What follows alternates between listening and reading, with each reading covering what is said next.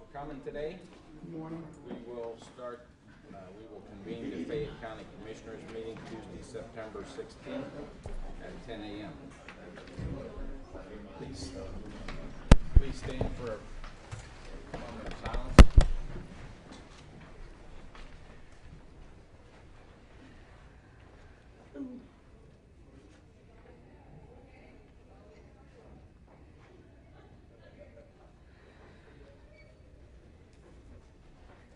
Please turn toward the flag for the pledge.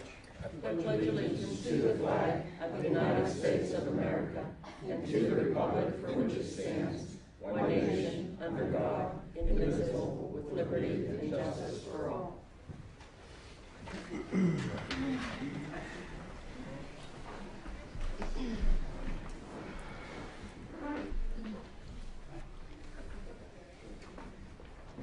We have three proclamations this morning.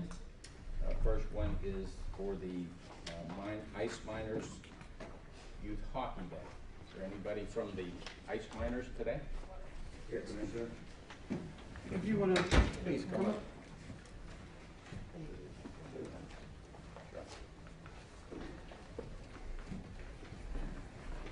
Good morning, Good Commissioner. morning, sir. How are you? Good. Hi. Good morning. Good morning. Good morning, ladies and gentlemen. My name is Brett Smith. I'm on the board with Fayette County Youth Ice Miners, known as FAHA, the Fayette County Hockey Association.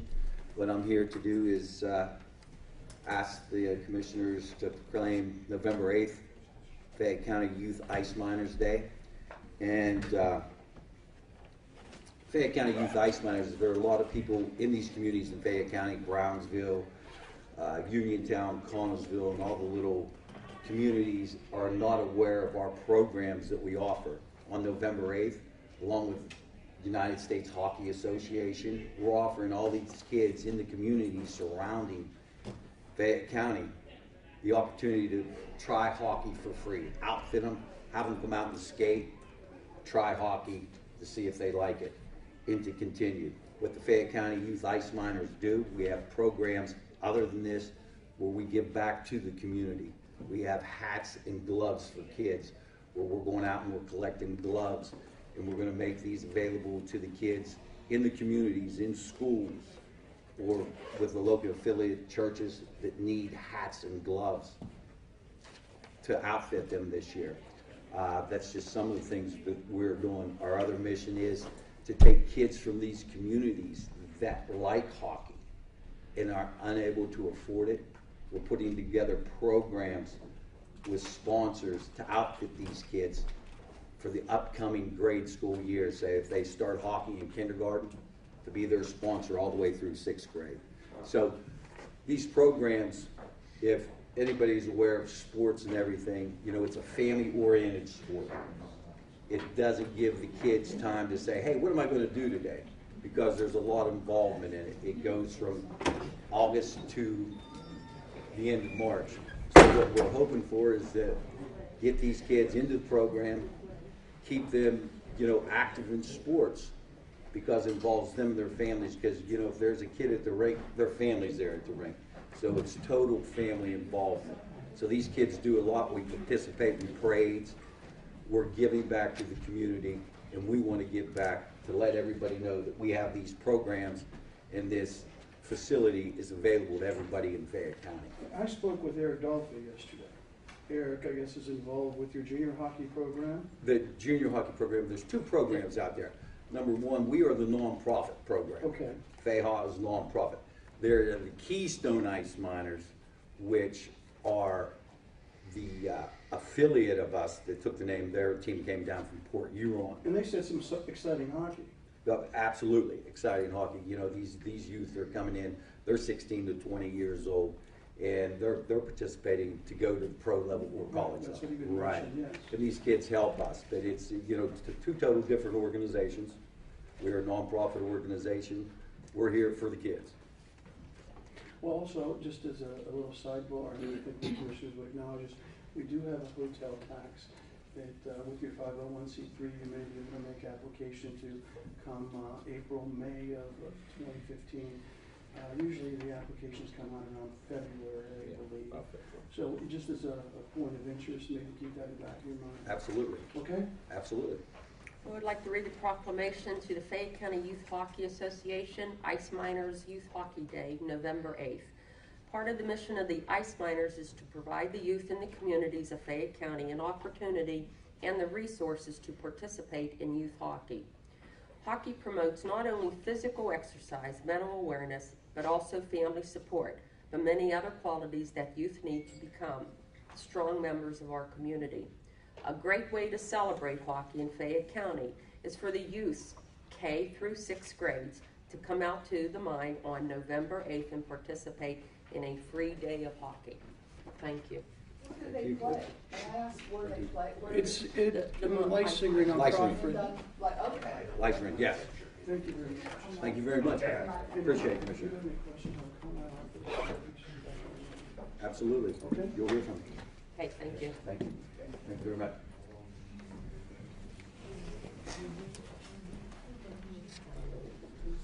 The next proclamation is the Employ Older Workers Week. Do we have anyone from there? Please.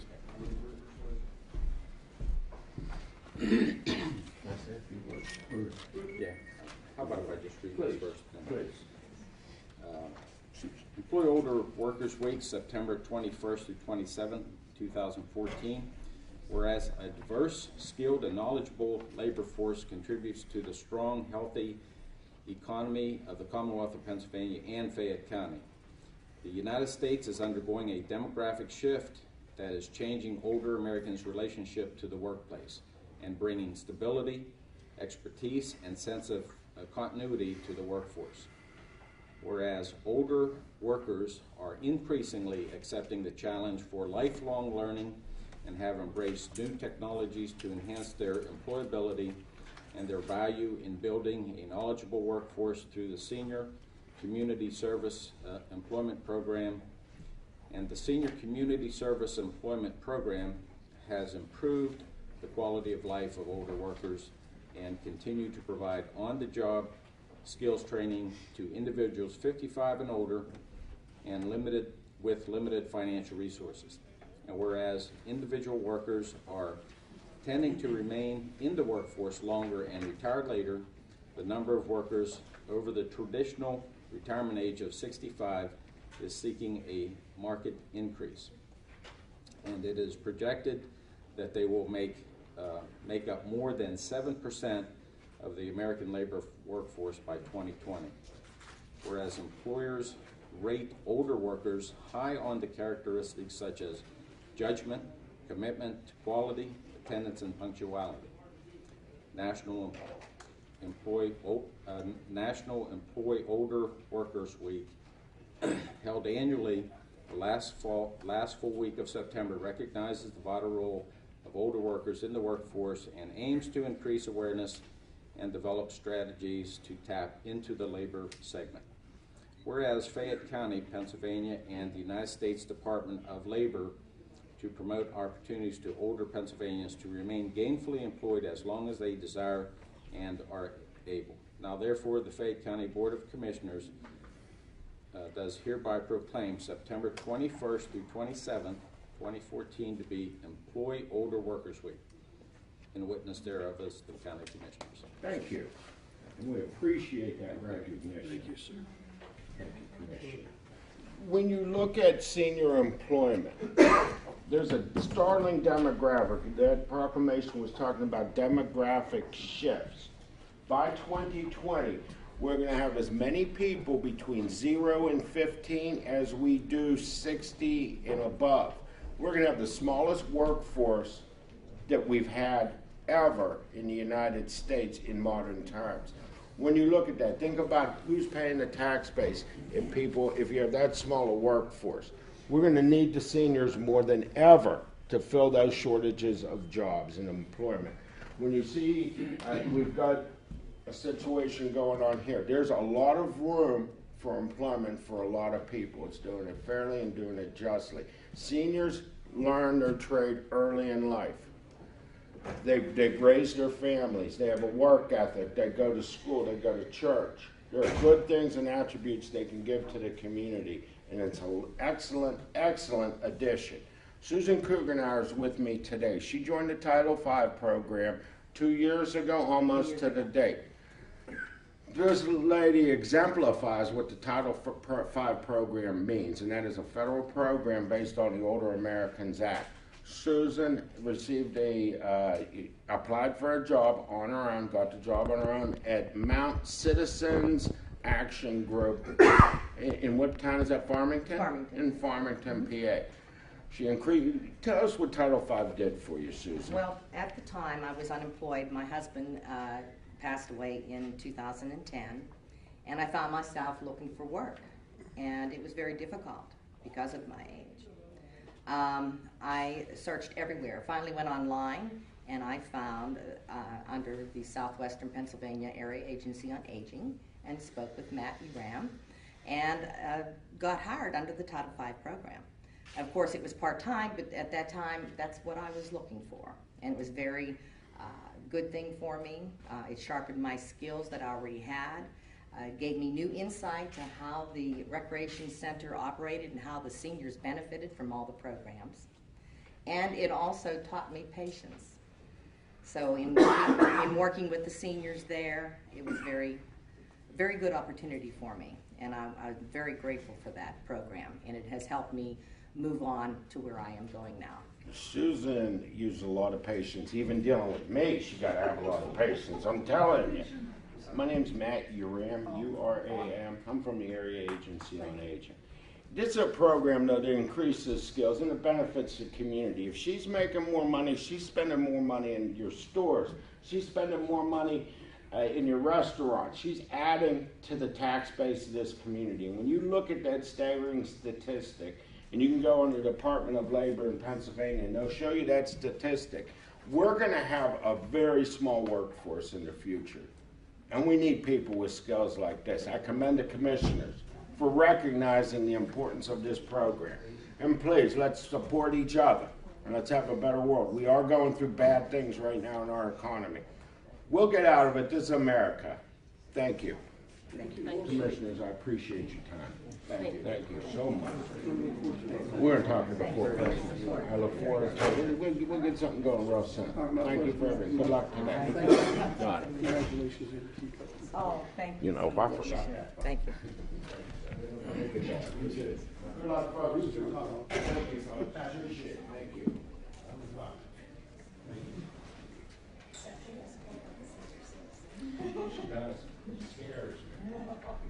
Okay, the last proclamation is for Hunger Month. Is there anybody from the Community Action? Hello. Don't you want to read this one? If you don't mind. Sure. Whereas Fayette County Community Action Agency Incorporated is committed to improving the quality of life for the low-income, disabled, and elderly residents of Fayette County. And that Fayette County Community Action Agency Incorporated Food Bank collects and distributes more than 1.8 million pounds of food to over 10,000 individuals through a network of 49 volunteer pantries each year. And the Fayette County Community Action Agency Food Bank is participating in a nationwide campaign to mobilize the public and take action on the issue of hunger. And the Fayette County Board of Commissioners supports the efforts of the Fayette County Community Action Food Bank and proclaims the month of September 2014 as Hunger Action Month in Fayette County. Thank you. Thank you. Would you like to say a few? Yeah, I just wanted to thank everybody that has assisted with our food bank. As the commissioners mentioned, we do have 49 pantries and serve over 10,000 people in Fayette County, and unfortunately, we're the third county in the state with the highest food insecurity rate. So, but we could not do it without everybody's assistance. A lot of the businesses, individual people do a lot of donations for us, and that helps supplement the food that we have to purchase. So again, thank you. Some of our staff actually are attending a softball game next week where the legislatures will be playing, and all of the funds that they will be collecting is going to be distributed back to the food banks. So thank you. Thank you. Thank you very much. Thanks. Thank you. Thank you.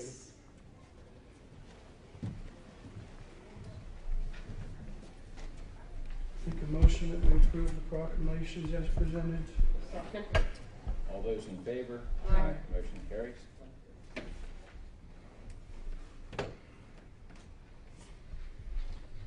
Item number 4, is there any public comment on any of the agenda items? Last item on the agenda, the prison, alternative methods of construction for an additional building for the Fayette County prison. I've never heard anybody mention, except me, about Michael Molinar's plans that he devised over a decade ago for the renovation and enlargement as a present prison. What happened to them? Did they disappear or something? Does anybody have any knowledge of them besides me? I've never seen them. I didn't ask, I just, did anybody ever look for them? I believe, and don't quote me on this, that Kimball had conducted this, if that's the same study we're referring to. This was in 2003. I don't, I think the Kimball study was In around 2001. he conducted a search? They did an assessment, a study in 2001. No, this was a plan drawn up Yeah, by Michael Molinar. I'm not familiar with that. Back in the Well, I know one person who's familiar with it. It's Sean would be. Sean Kavanaugh. You're familiar with that because you were the commissioner at the time. Correct. And he can verify that there was a plan drawn up. I just wondered, where was it, thrown out or what? Has anybody ever looked for it? Well, Mr. Mazza, I have looked and I read all the studies that are available, and I do not recall seeing or reading the Monar study. So if it is in case, if it was produced, it's not available in the court. Well, I'm not daydreaming. Sean, will you verify the fact that Michael Molinar drew up plans for that? Yes, and Kimball was involved too. Kimball was involved Yes, too. correct. Well, And then we we have- should know something about it. Well, I've read this Kimball study. That's a complete study for a new jail. It's not a study, it's plans. No, it was a Architectural plan. It was a drawn up plan. Wasn't it an architectural drawing? Yes. That's what I thought. Well, they were artist conceptions. I don't think there was actually a full set of drawings developed. Well, my understanding was it was an architectural drawing and plan. It was Is a- that correct? Sean? He passed away, and there was another architect, I think her name was Janine, who should have all his records. Rosemary Molnar is his surviving wife, so she told me that at Walmart the other day. So it is available. Should be in the courthouse. And what's her last name?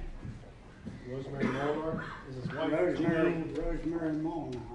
Mr. Mazza, what I can tell you that I know, and the other two commissioners, I know that they have a copy of this. It's dated back in 2006. It was after a meeting with the prison board and the county. I addressed it to, at that time, President Judge Capuzzi and the Criminal Justice Advisory Board, and it's dated October of 2006. And it was a summary of a prison board meeting that was held in 2006, October 2006. And it was actually a motion that I made that the Fayette County Prison Board had undertaken some steps to address the overcrowding issue. So they're part of the, they are the minutes of that prison board meeting. And what we did back in 2006 is we had reviewed Commissioner Hardy's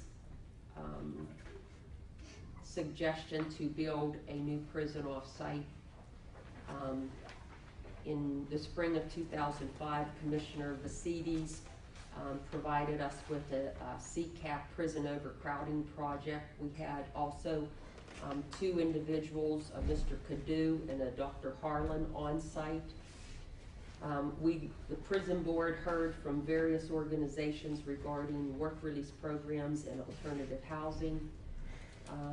We also had in 2006, a task force comprehensive study done by on behalf of the Fayette County prison. And what we also reviewed the proposal for renovation slash construction of a new slash extended county jail as proposed by Kimball and Associates. And we also reviewed the proposal of Brennan Associates to build a new facility or expand the existing facility, and that was in 2005.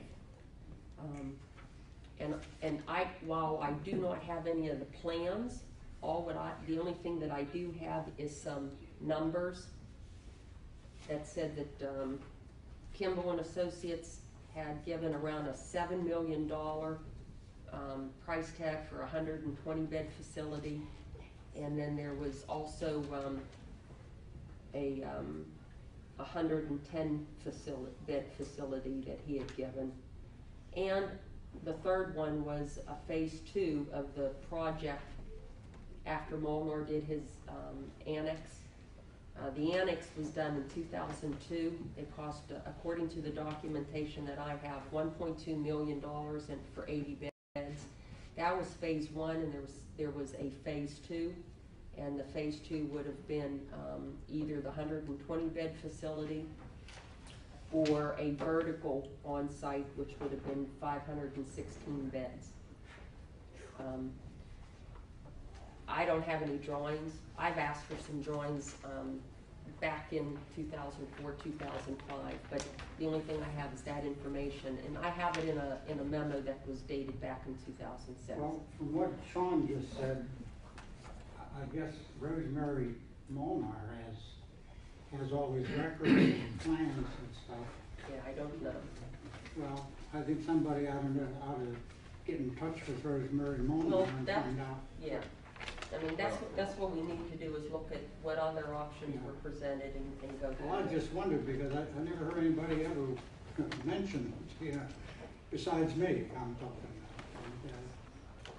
about. Well, Mr. Mazza, I think that one of the things I think we have to recognize is that even though there was studies done and there was I didn't architectural. say studies, I said drawings.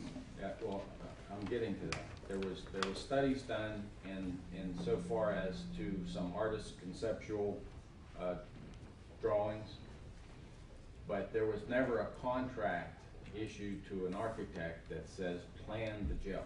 I didn't That's say not there what was a he asked. contract either, I said that You there saw was. them. Well, that's why there are no detailed drawings, because there was never a contract issued to an architect to make the drawings. Well, I'm sure Michael Molnar didn't do it on his own. Someone had to okay it. Mr. Mazza, I'll check with Kimball too, because as Commissioner Kavanaugh had alluded to, Kimball was involved in some way, shape, or form. Correct, Sean? Well, like I said, I think somebody ought to get in touch with Rosemary Molnar and find out if she's in possession of the drawing, the architectural drawings. Another thing I wanted to ask you was, are you planning to have a prison work group meeting on Friday? And no, that's going to be rescheduled because I have a conflict. But you're still going to have a meeting with the prison work group? Yes, with my original work Evidently, group. you're not convinced that that almost the whole county is not in step with Well, your building the Taj Mahal.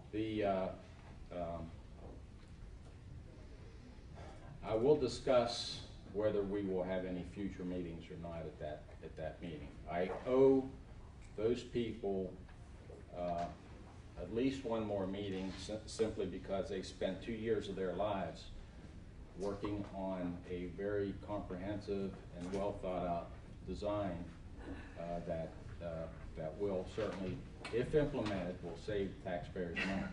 I think they're obsolete.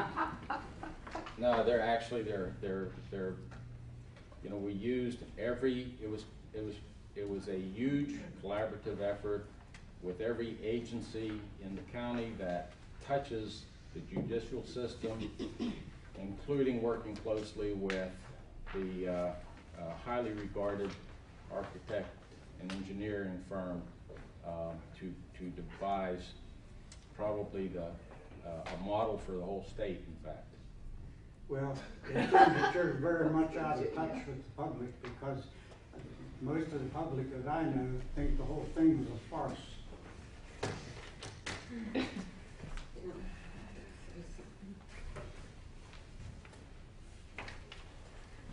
I think commissioners today should amend the agenda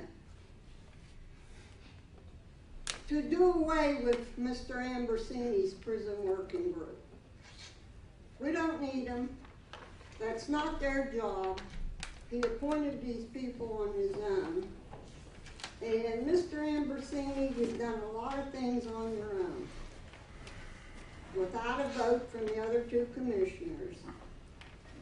And you tried, and you've gone ahead and done these things. But I found it pretty ironic that your attorney, Marie Jones, in court told the judge that a single commissioner has no authority to act in an official capacity. We've been trying to tell you that for years, and when it's to your benefit, you have your attorney tell the judge that. Mrs. Mazza, I'm pretty sure that Marie Jones, Attorney Marie Jones, was not referring to me when she made that statement. She was. She says Schaefer's allegation that Commissioner Al Ambrosini was acting in his official capacity. Now, who was she talking about? Isn't your name Al Ambrosini?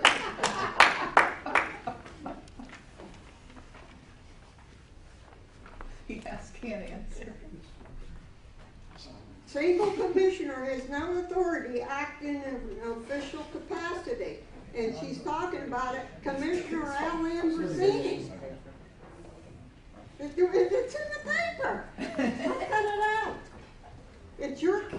She told the judge, let's see, what judge was this? Judge Joy Flowers Conti in the U.S. District Court in Pittsburgh. So everything you've done on your own is null and void. It don't mean a thing,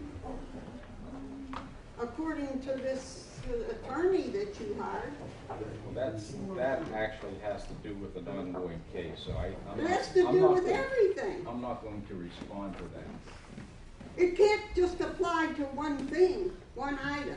It applies to your whole administration. Anything you've done on your own is you have no authority to have done without the other two commissioners okaying. Well, the fact, and I'm sure you're eventually referring to the prison project. The fact is, absolutely, anything on any project, on anything you've done on your own without getting permission from the other two commissioners. I don't care if it was to tell somebody to sweep the floor, or if it was the prison. Anything you've done on your own is null and void. It's no good. You can't act that way, and we've been trying to tell you that for 3 years. Just so you know, on the prison project particularly, there was a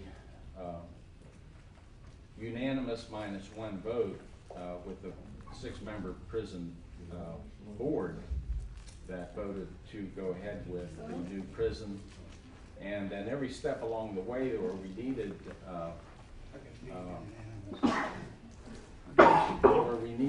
commissioner approval, we got that.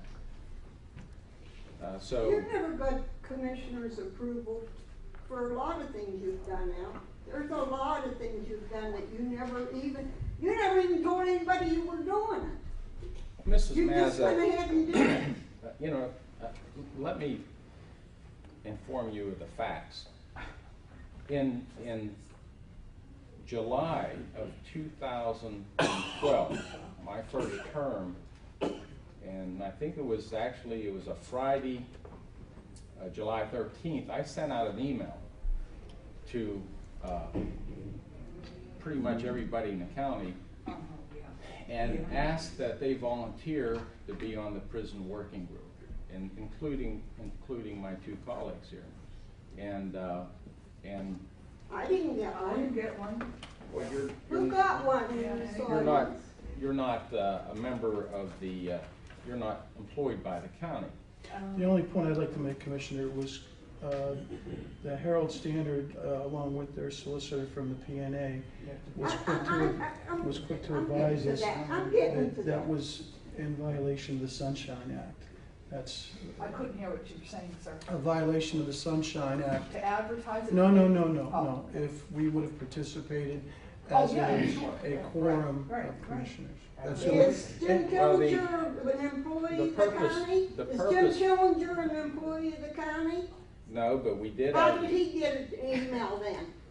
well, he didn't get an email. He read it in the paper that we were doing this, How and about Mary I had Grace Vidal? invited, Is she an employee of the county? I had invited members of the community with any skill sets that might contribute toward the design and development of this facility. And there was a number of people that volunteered. And so not only did we have the key agencies in the county involved, we also had some very talented people in the community that contributed positively toward us developing a very comprehensive plan for this our Justice and Rehabilitation Center. Was this an In ad that addition- you put in the ju- paper? in Was addition- that an ad you put in the paper No, asking it for volunteers? was in a report, one of the reports, you know, because we, What kind of report? an article in the newspaper, you know, to explain what we were doing.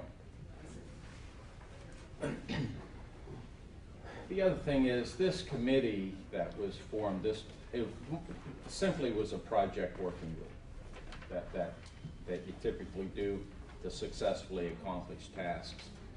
It was developed and for the purpose of acquiring information of all the different options that we could possibly look at for this needed facility. And not only for the two aspects of you know, the overcrowding problem and the inefficiencies that we currently experience in our existing facilities, but also what can we do to help reduce recidivism? What programs can we implement inside the walls of this facility to help, for example, the 30% of our inmates that are currently have behavioral health problems? You don't have to sell me on your plan now. No, What I I'm just wanna trying, know I'm is, trying Who to, okayed to put these people on this board? pardon? Who put these people on this board? They were all volunteers, And you took Any- every volunteer that came out? every one. Did the other two commissioners okay these people to be on this board? It was a working group, they don't have to. The information that was, You can't create a board on your own. I just told you. A county commissioner has no authority to act in an official capacity on his own. So you had to get their okay to have this working group. No. But yes, It wasn't, it wasn't sanctioned by the board, and he put the group together to formulate a plan for what was the Criminal Justice Center. I So it wasn't understand that. sanctioned I know by- he did. It He was did it sanctioned on by the his prison, own. it was sanctioned by the prison board. They voted on it. Just so you know. Since when does the prison board I'm run just- the county? I'm just telling you, that's what he meant by unanimous -1. I knew that's what he meant, but the prison board doesn't run the county. And this is a county group. And they have no authority to tell the commissioners what to do and how to build a prison.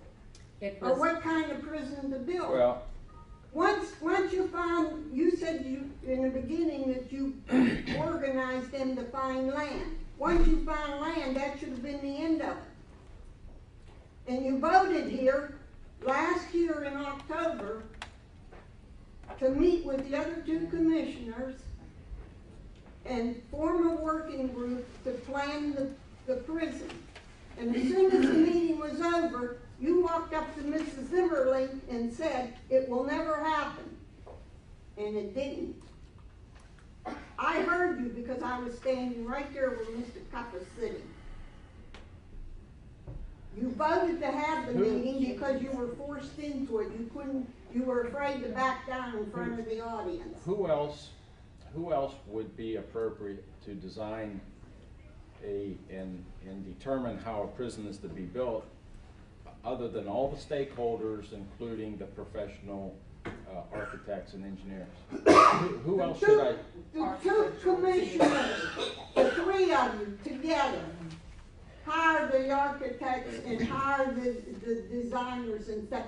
The three of you should decide what goes into the prison and what does not go into the prison, and where the prison should be. You can't do it on your own because your own attorney said that you have no power to do it on your own. Before anything's voted on, everybody has an opportunity to, have input. I'm having a little trouble following your reasoning because, we have to depend on the experts to help us. Well, No kidding. on a brighter note, if I may, we had a official, if you will, prison working group the other day, last Tuesday, to be exact, at 2 p.m. And I'd like to thank those who took the time out of their schedules to attend. I thought it was beneficial. There was input, and we're going to hopefully build on that and come up with a product in the end. It's going to have a little shorter receipt to it than potentially the other projects. But I'd like to thank the commissioners and all those that attended that day. It was a productive meeting. I heard that it was very informative. There's one coming up The fourth Tuesday. next week at 10 o'clock. Yes, ma'am. Yes, ma'am. Just to, it's not a prison work, it's a commissioner's work session. Yeah, that's I It's a apologize. commissioner work session. And it's not here, it's in the courthouse. Oh, It's in our conference room. It's in the conference room in court. I hope you vote to do away with everything that's been done in the past on this prison and start all over again. That's what the people of this county want, and that's what they should get from their commissioners. Thank you, Mrs. Massa. Are there any other You're quite comments welcome, on? Mr. Anderson. Good morning, Commissioners. Good morning, sir. Hey, I see you got a bunch of silent soldiers here today. What's that all about? If you could state your name, please. My name is Terry Chris from Dunbar Township. I've seen a parade of union employees here today. Mr. Chris, to my knowledge, yesterday there was a state mediator, and they had a meeting with John Felice and some other parties, and I'm gonna assume this is the byproduct of it, Marge, would you? The union will make a statement during public comment Okay, section of the meeting. I don't know, I'm just answering your Well, question. listen, I appreciate you trying to do it, and folks, good luck on your endeavor. Obviously, you're the only ones that wasn't given a raise by Mr. Ambrosini. You're the guys on the short end of the stick. Good for you to do what you're doing. We're on number 15 of the Commissioners' agenda. Consider discussion and possible resolutions passed prior to August the 19th. 1 second, please. I would like to remind everyone, you know, we do have meeting rules, and we do have a rule that we shall not personally attack anybody. So I would ask that you abide by those Personally rules. attacked. It's selective, it's Go selective. ahead. Selective. Can I continue? Yes. Thank you very much. Continuing on what Mrs. Mazza had to say about, you know, these contracts and things going on here. And Al, you made a statement here. Your info gathering work group, you know, it failed. As many other proven alternatives do exist. So to say to us that your professionals that gathered around the table had all the knowledge, but nobody else in the community knows squat, I think is very unfair and craziness. No, let me finish. No, you had your spill on the subject. I'm at the podium. Please give me my respect. You had a selected work group, and all you had in your gun sights were no. There was no alternatives. Mr. Mazza said, a gentleman here designed and probably drew up something. He didn't do that for free. There is a thought out there. Commissioner Zimmerlin give us thoughts on putting up quick pods, as they're called. So there is alternatives. It seems like your group, though, was focused only on one. And remember, that group had everything to gain by a new prison. Nobody from the outside was invited on that working group. And even when you had open meetings, you couldn't even ask you a question. They were loaded. They were censored. There was no openness about that. Your select prison working group was that. You wanted a new prison, damn be all, didn't matter to nobody else's ideas or thoughts, and we have proven that fact to you, have we not? There is alternatives. There is other ideas. You haven't listened. Sure I've listened. No, you haven't listened. That's the problem. And to this day, you're up here still trying to sell us on this crap. Mrs. Mazza says, we don't want a sales pitch no more. She's right. Al, your sales pitch is old and stale. We don't want that no more. We don't want a Taj Mahal prison in Dunbar Township. Get the message, man. We don't want it. Go to the other alternatives. I said it on the February meeting where you crammed us in that commissioner's room like sardines. You had to do that day, had to buy it. I said that day, we're sitting on the best piece of real estate for that jail, right where we sat, and it's the truth. Yeah, I don't care if you build vertical, horizontal, or down like in mine. Doesn't matter to me. Use the property. What's worse about all this is what I'm hearing through the community, through lawyers, that there's some judges out there saying, they don't want to look out. They don't want to build down in that parking lot because they don't want to look at a prison. They don't want to look at a new prison out their window. Isn't that nice? I don't want to look out of the Mason house and see one either. So if that's a real excuse out there, shame on any judge to say such a thing as that. That's pure craziness. And I hope it's not true, but it's filtering through the community. Al, the property's there. You own it. Build there. Listen to some citizens. Listen to groups. We'll listen to your professionals. I understand your logic of hiring a pro to give you opinions and ideas, but don't stack the deck and tell everybody else it's a player. You guys don't mean nothing, or your ideas are invalid. We've proven you different. Now, let's go into another gear here. Just to address at least one of your issues here. You know, a while back you indicated that, right in this room, you indicated that we could go over to Westmoreland County, buy the abandoned state facility. It would have been given to you. Which per dollar you said, well, that dollar actually turned into $20 million, and it would have taken at least another $20 million for renovations because it was not turnkey ready as you proclaimed. You can say those words, but you can't back them up with facts and figures. You're only assuming. And it's too late for that. Al, the point was, I offered a viable something of an alternative for the county. Whether it was stupid, too costly, that's okay. I don't care if you laugh at me, but at least I had a thought, as many others did in the community. But if there's always a laugh and a joke and we don't care, because your team knows all. You could try to discredit what I just said, but the fact is, I talked to the state, and they told me they wanted $20 million Who for the cares? facility. What's the point? The point is that it was not a. You're trying to mock him now. Al, with all the politics in this A lot of world, your plans weren't good either. We're telling you a lot of your plans weren't good either. Yeah, But that's you're okay. not listening to us. my plan's okay if it's invalid, You're mocking fine. him because you didn't like his plan, Mrs. but Mapp, we don't like your well, plan. that's fine, but here's the difference. The There difference is is. I don't have power and he Yeah, does. he's got the That's the power. difference. He's got I the don't have difference. power and he does. Yeah. Mr. Chris, the difference is, we went through a professional process, professional studies, economic analysis with architects and engineers, which basically prove that this is the most economical path forward. No. Now, It's what- most economical. You've never proven that to because you anybody. told them You what have to not say. proven that to anyone in this community, and that's your problem. You can't prove what comes out of your mouth.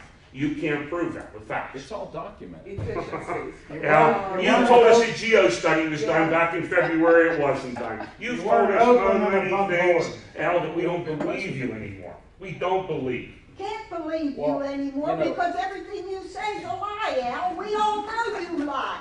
What's You your- know you lied to us. What's your credentials? Oh, here we to- go. The same as yours. Same. The same as yours. None. Yep. None. I'm not making the decision. Yes, I'm you are. relying- You've made the decision for these two commissioners to sit I'm beside you. relying on all the county agencies and Who the have none. experts to inform us of what actually needs to be done. My not- expertise is common sense, Al. Common sense, which you don't have. Al, Okay. Crabtree and Company, I'm gonna ask that those comments not, some respect be garnered here in this meeting, because they are the rules. Let's not personally attack anybody. You're attacking me, but I'm just asking what your skill Credentials. sets are to what my determine whether we need a credentials are Joe is or not. common sense. She I can use read. common sense in 85 years of life. Okay. Trying to demonstrate. Commissioners, are we gonna discuss today? Let's have one person at a time. Mr. And I Chris guess I'm has- here. Mr. Chris has the podium, please. And we're still back on number 15 commissioners. Do we have any intentions today to end the contract with Crabtree or Slater? I'm asking you, Commissioner Zapatowski, I'm asking you, Commissioner Emerson, I'm asking you, Commissioner Zimmerman. On number 15, are we gonna have some talks today about ending these two contracts with these two companies? The prison design is complete.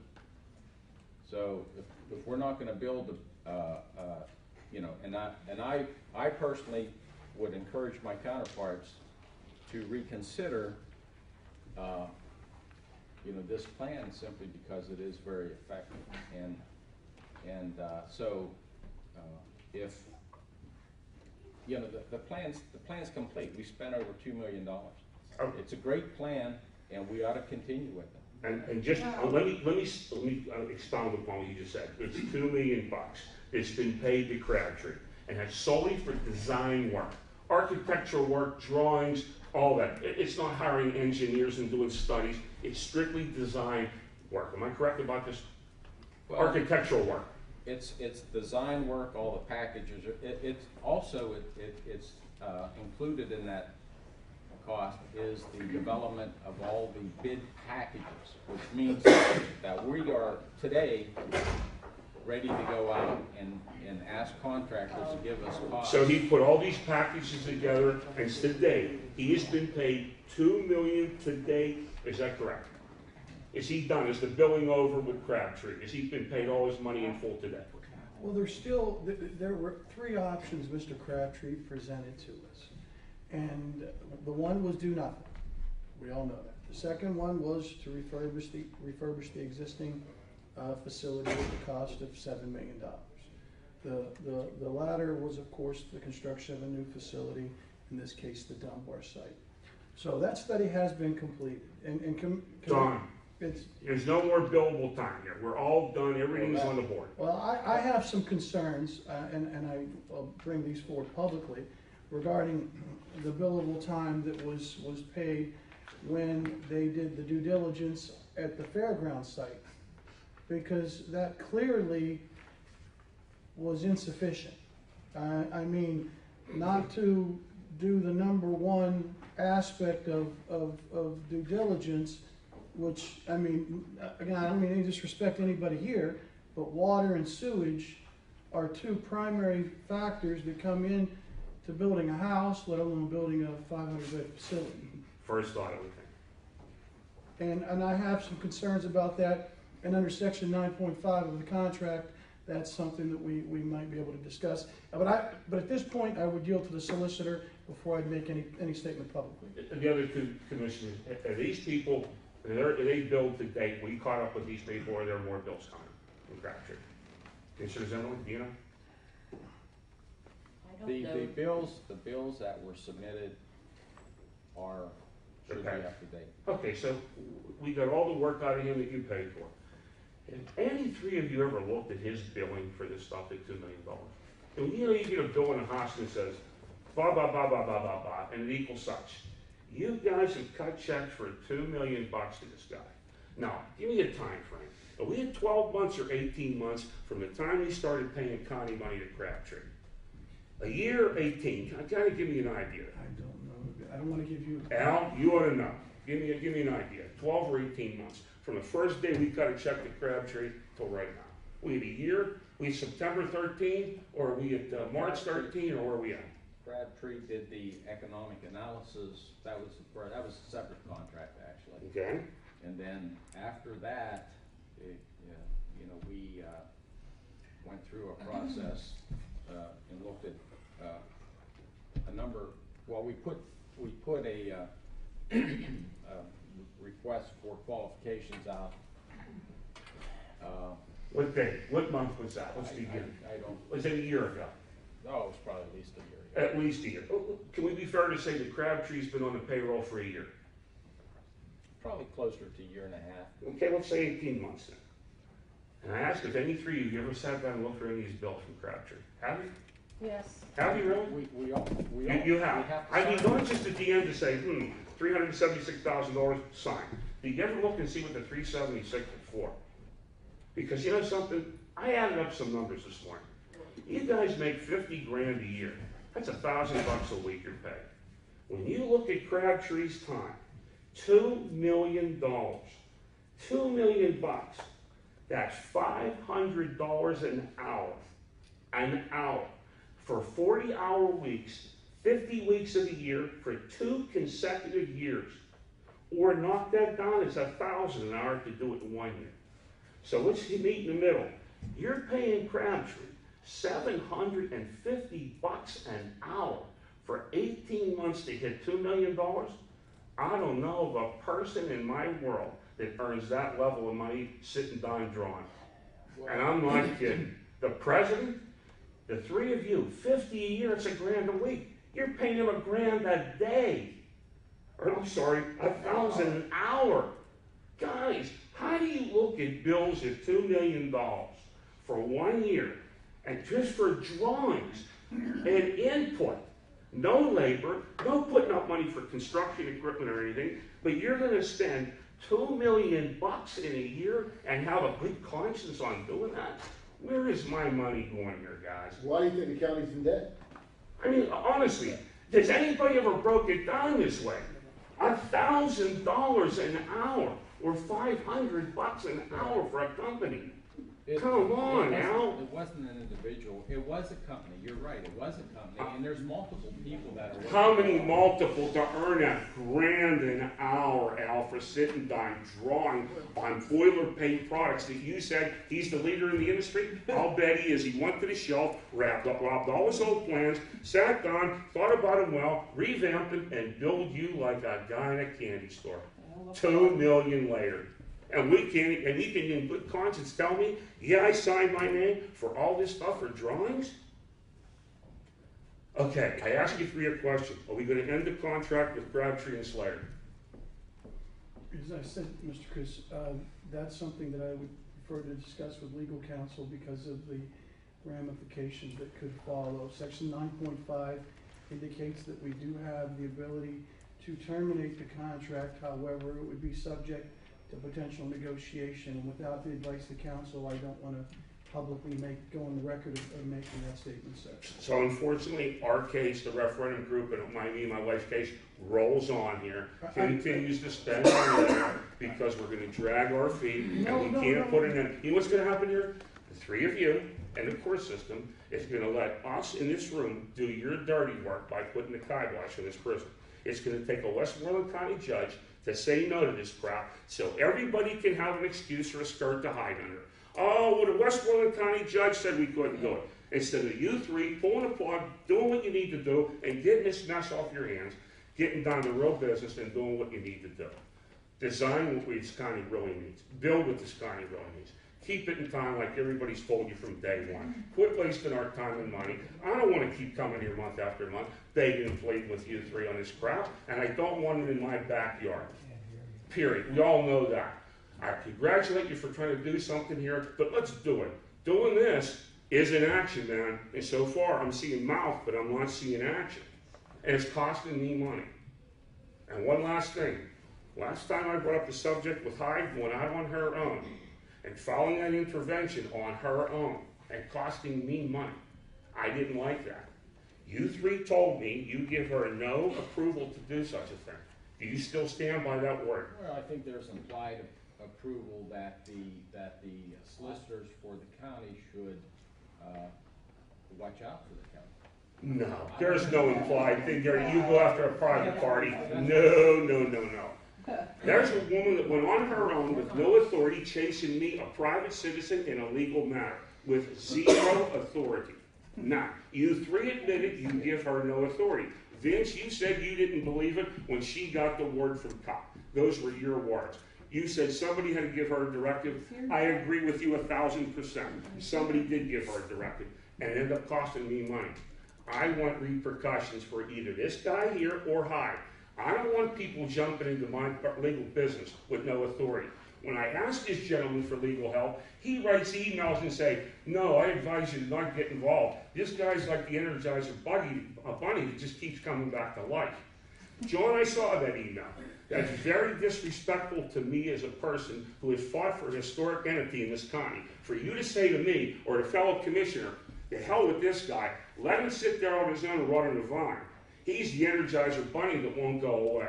I'm not going away. You got it? 35 years, I'm not going anywhere. But I don't like to be ridiculed by anybody. I'm only standing up for something I'm proud of and believe in, not to be ridiculed. Hyde and Cop need something happening for jumping into these people's case and mine without county authority. I want something done.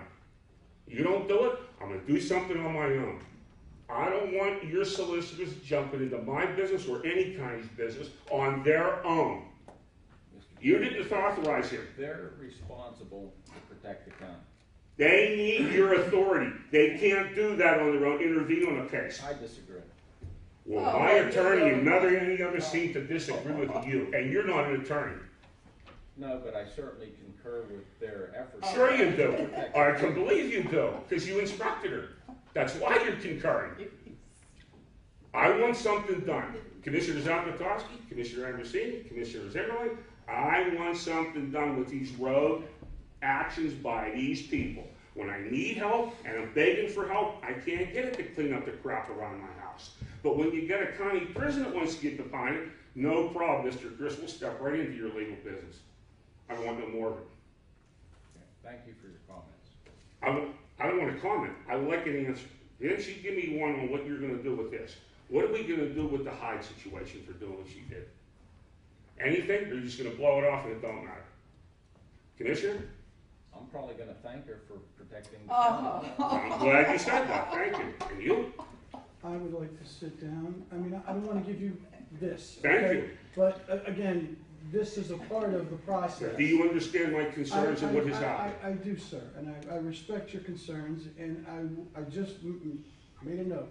Check with Hyde and Cup on intervention. I just wrote it down. Do you think that anybody in this room would like the county stepping into their legal matters when they're not authorized to do that? Anybody in the room you like that happening to you? Not, Commissioner? in order for me to answer that question, I have to back up, Commissioner, and I'll ask Solicitor Cup. Yes. Did you direct Solicitor Hyde about the intervention on the zoning hearing case on behalf of the county for both cases, the Havanic and other case and the Chris and other case? We had a discussion on that. I didn't ask that. Did you Yeah. direct her? Did you direct her to do it? Someone had to give her direction. The three of us said we did not.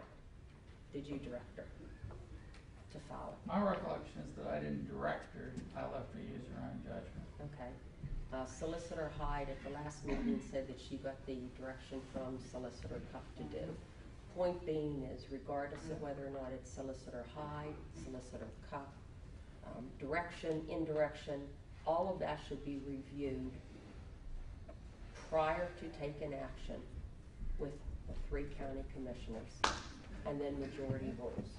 And I can tell you, and I'll tell the public, that at no time did any of the 3 county solicitors review, discuss any intervention with me prior to taking that action, and that should not occur. Now, whether or not either any of them discussed it with the other 2 commissioners, I believe they've already been on record that says that they did not. So, but you have one commissioner who said that it's an implied approval, and it is not an implied approval. Again, the only case example that I have is the windmills, which we did have to vote to intervene.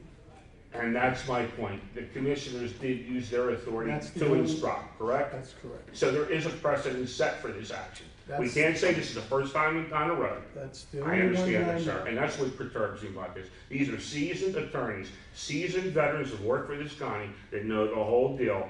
This is another game of just blowing the wind. Whoever has the power, that's the direction we go today. And damn be the public, and that be me, and I'm tired of that game. And Al thanks Hyde. And then I will answer, and then I will respond to the other statement that you made on the Crabtree Slater invoices and things of that nature, and whether or not contracts will or won't be canceled or any action. I was the one who placed the item on the agenda, so obviously I'm the one who wants to review it. I'm the one who went on record that says that we need to explore other options, so obviously I'm going to explore other options. And also, I did not approve entering into the agreements, approve meaning by vote. And I did not, although I read the bills and shook my head when I saw the billable hours and the work done, my name did not go on the requisitions. So it's not the commissioners, okay? Zimmerlink did not approve it. The second part of it is that the question was, will we review it and maybe cancel and terminate any agreements? That is something that we have to discuss with, I need some information from the solicitors, and I'm going to get the information via a review from them, and we'll discuss that when the item comes up on the agenda. One of the things too that we need to discuss is not only the Slater and the Crabtree agreement, but also the agreement of sale and resolution that was passed to purchase the property for $1.25 million at the Dunbar Township Business Park. There is a due diligence period, and I need to find out from our solicitor if we've met that, if the county has met that due diligence period, and I believe the answer is no, because it was signed on in April and it was said 90 days, and we are well past 90 days. So what effect does that have as far as the commissioners and their responsibility, or if you have to move forward with the agreement of sale? The other thing too is there is a pending case. There is a zoning case, as we all know. and actions that may or may not be taken on behalf of purchasing that property,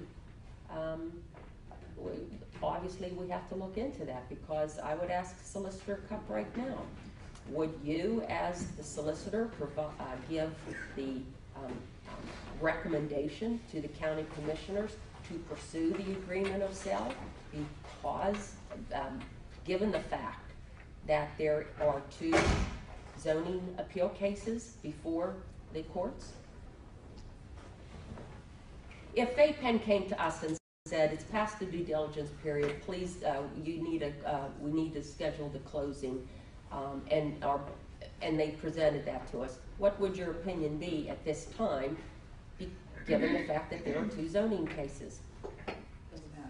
I think if the question you're asking is, have we been diligent? We have pursued the legal remedies to the extent that they are available in the system. In other words, we filed the applications, and I realize that's another legal question, but we filed them, and they are being processed through the court system. So that would give us more time to do what we need to do to close. If I may, Mr. Cup, may I ask? So we would, well, let me finish my question, okay? Let me finish, okay? I understand the due diligence part. Now, the second part of the question, and then anyone else can talk, because as long as I get an answer from you, is would you recommend, would you discourage or recommend or not recommend that the county sign or begin the closing? Begin the closing process of the real estate, given the fact that you have 2 zoning appeal cases, because the purchase of the property is contingent on those variances and the special exception. The courts have not ruled. So if the county purchases that property, and we move forward on it, depending on what the outcome of the zoning hearing case is, it could have a negative impact on our purchase. Is that all right or not? So what would you suggest we do as far as? I think everything you said is accurate. And if we were to close before the cases were determined, we would run the risk of not purchasing what we wanted to purchase. Mm-hmm. Does that answer your question? Mm-hmm. If I may now ask a question. The 2 zoning matters currently rest before the courts. Mm-hmm. Those were voted on by the Board of Commissioners? I know the answer to the question. It's no. I'm not sure I understood the question, but did we vote to file the variance or the special exception? No. I know the answer to the question. No. So would that not in itself raise a legal issue as to the validity of those respective actions? But Mrs. Mazza said from the beginning, it makes it null and void. Absolutely. Mr. Ambersini filed those papers Yeah, in his own Well, name. wait, let's back up. And The question is being asked to the solicitor, so we let the solicitor speak, please. the answer to your question is whether or not there was an agency on the part of the applicant who signed the applications. And that's the legal question, that's one of the legal questions that's before the court. What's the agency, may I ask? Sure. One person who's a member of a board But that one can act person, as an agent of the board. if given the authorization to do so. That's another interesting question. There we Well, I just go. wanted to raise the point. I don't want to belabor it. If that's enough. I just wanted to ask the question. Okay, so I've responded. Okay. Thank you. We can So proceed. let's move on. Is there anybody else that would like to make a public comment on any of the agenda? On the agenda, yes.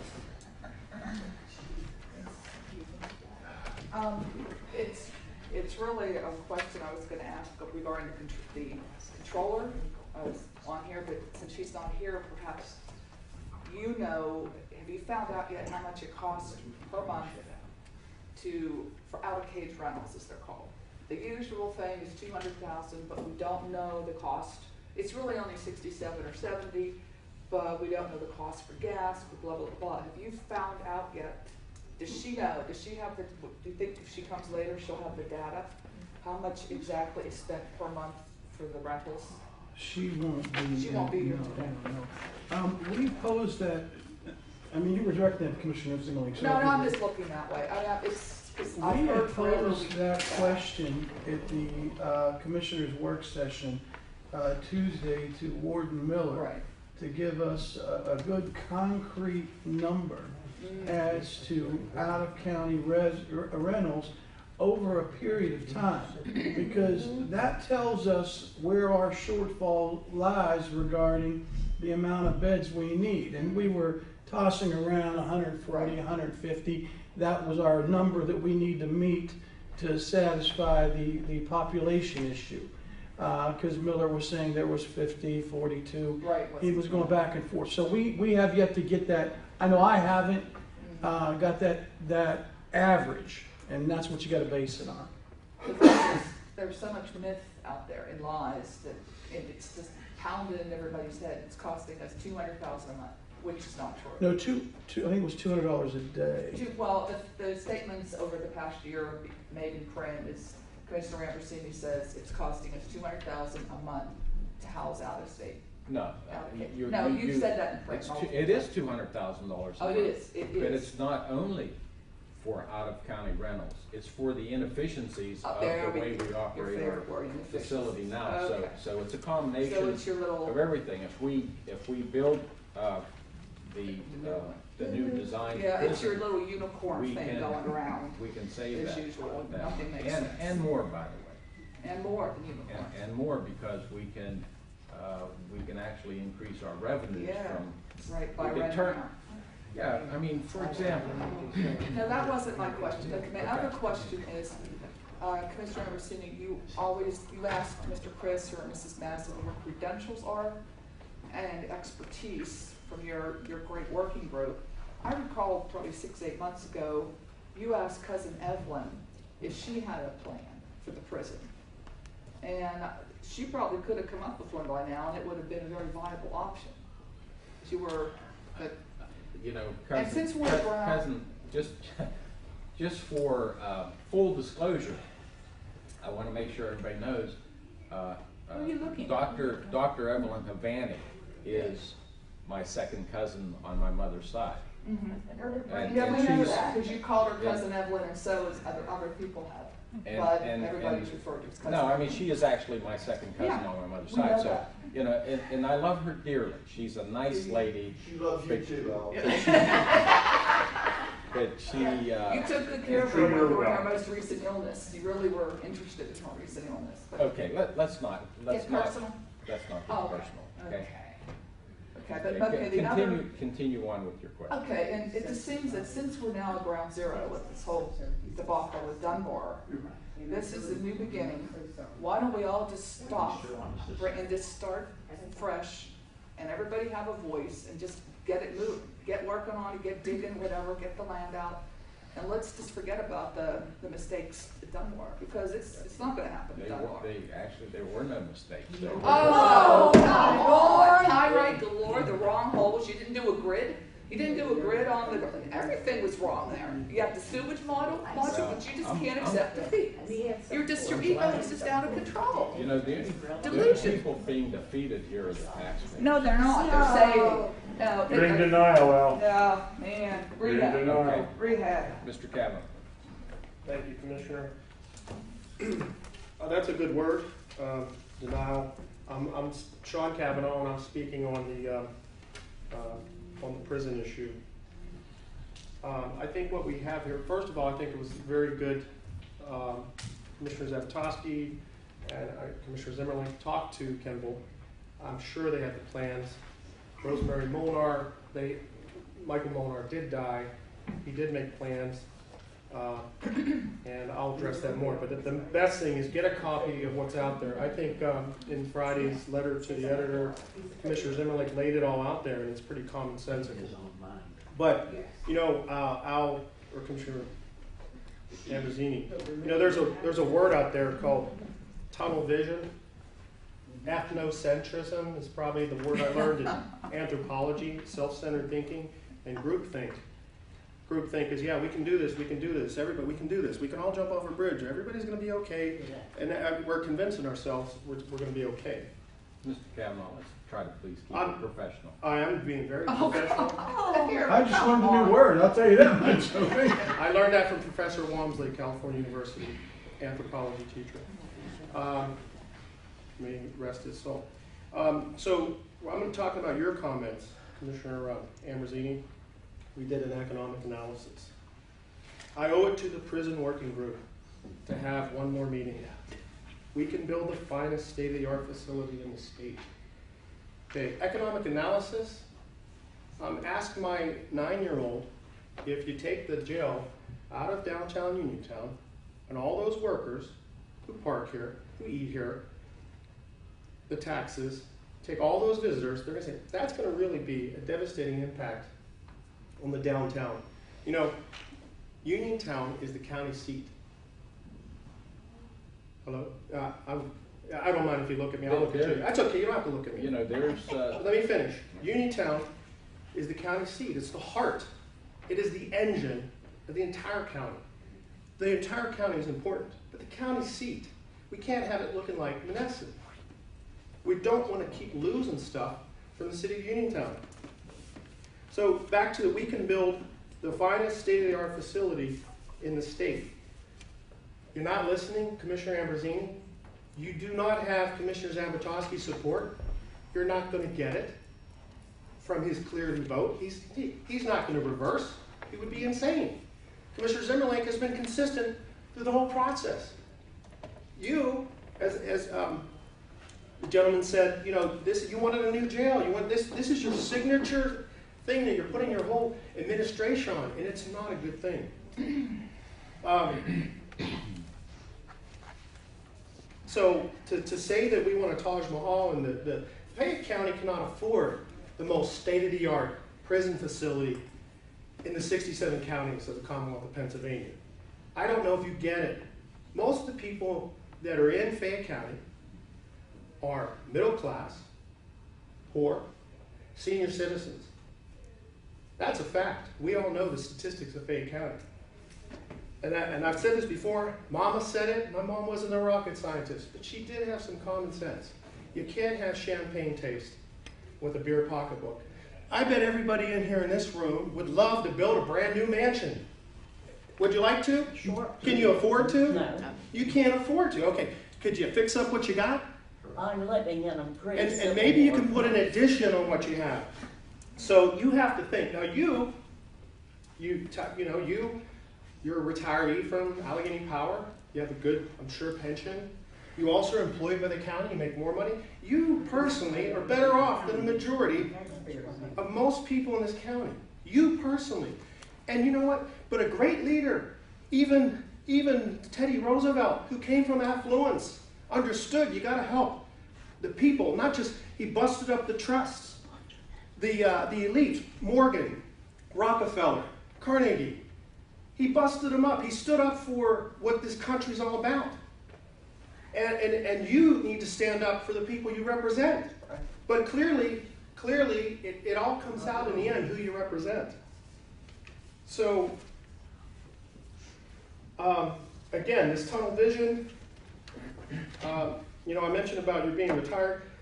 You know, when I was county commissioner, when I was first elected in 1995, I was pressured to build a jail. I was pressured by many forces. I told pound salt. It wasn't my biggest issue that I was concerned about. Got reelected, worked well with Commissioner Vasides and Ron Nels. We floated a bond, which was brought up at the last meeting. What was the first thing we did? We built a children and youth building. We built a mental health building, which these things needed to be done. We reassessed the county. It wasn't done since the 50s. Before I was even born. We worked to expand the airport. We went promoting tourism. And we built a 600-acre county farmland, a cornfield, and turned it into one of the finest industrial parks. It brings in over $1 million in tax base a year. An economic generator. A prison doesn't do that. But to to say that we did not address the issue, we did hire Kimball with Michael Molnar. There are plans, and I'm glad that 2 of the commissioners are going to go in and look at that. And we built an annex to alleviate the overcrowding. Now, there's no doubt that that prison needs revamped. But as Commissioner Zabatowski just said earlier, Crabtree out of his own mouth, $7 million, 70 million, 45 million. Okay, you need to do some addition and stuff. The math doesn't work. You know, you talk about how you owe the prison working group. Who you really owe is every citizen, be they Republican, Democrat, Independent, whatever their party is, a fair, like Roosevelt said, a square deal. You're not given a square deal. You have your mind, as Terry Chris said, I want a new prison, I want a new prison, and this is what I want. You're not getting it. And thank goodness the other 2 commissioners are not going to let it. Now, I think that prison working group, I'm not sure everybody that's on there. I thank them for their volunteerism effort. Now there's a new prison working group, right? It's the county commissioners working group. I think if those gentlemen or ladies want to be on that and come in, they should stay involved. If they're volunteers and they're patriots and they want to do what's right for Fayette County, they should continue to come to those prison working group meetings and provide it. But they got to understand the parameters now. The game has changed. Yep. Commissioner Zabatowski changed the game because that's not going to happen. So what we were asking, what we're demanding, is that we live within our means, we don't sock it to the taxpayers of Fayette County, and don't give them these great tax increases, live within our means. So, you know, again, ethnocentrism, tunnel vision, blinders, whatever you call it, and you are continuing to try to sell you're trying to continue to sell your shtick. Well, your shtick ain't working. Your sales pitch, you cannot close the deal. The deal is over. Now, from the beginning of this administration, when we talk about Westmoreland County is going to make the decisions. You hired a Westmoreland County solicitor who slapped every attorney in the face in Fayette County. And now the beauty thing is, you know, you're having a $5,000 platinum fundraiser in Champion, PA at the Mountain Retreat where you can have filet, rack of lamb, and sea bass. You're not even having your fundraiser in Fayette County. This is where you work, dude. Sean, may I say something? I was recently at, by invitation of the mayor, he called late last week, and I attended Uniontown City Council meeting. I commend you for that. And they voted unanimously to support the project as it would rest within the confines of the city. So we do have the support of City Council. Amen. Thank you, Mayor Fike and the council. I mean, again, the economic impact. I personally live here, I pay taxes, I have kids here, there's everybody else, we're all stakeholders here. We don't want our county seat to get any worse. We want it to improve and get better. So, reality check is here, the game has changed, the other 2 commissioners are providing leadership, bring your prison working group, live within your means, and look at all the alternatives, look at the Kimball plans and the Molnar plans, it might save you over $2 million in engineering fees, and which went down the drain. And you know, quite frankly, I'm sick and tired of it. But today's meeting clearly showed Commissioner Ambrosini, you're on your own planet. You know, you said you're a pilot and you fly over, you don't see these borders. I don't know what you're doing up in 30,000 feet. Well, get your feet on the ground, listen to the people you work for, the taxpayers, and do what's right. The time is always right to do what is right. Hey, Sean, one last thing. I want to thank Mayor Ed Flake for jumping on board 2 years later. He's another one. He knew what this city needed to keep it, and he said nothing for years.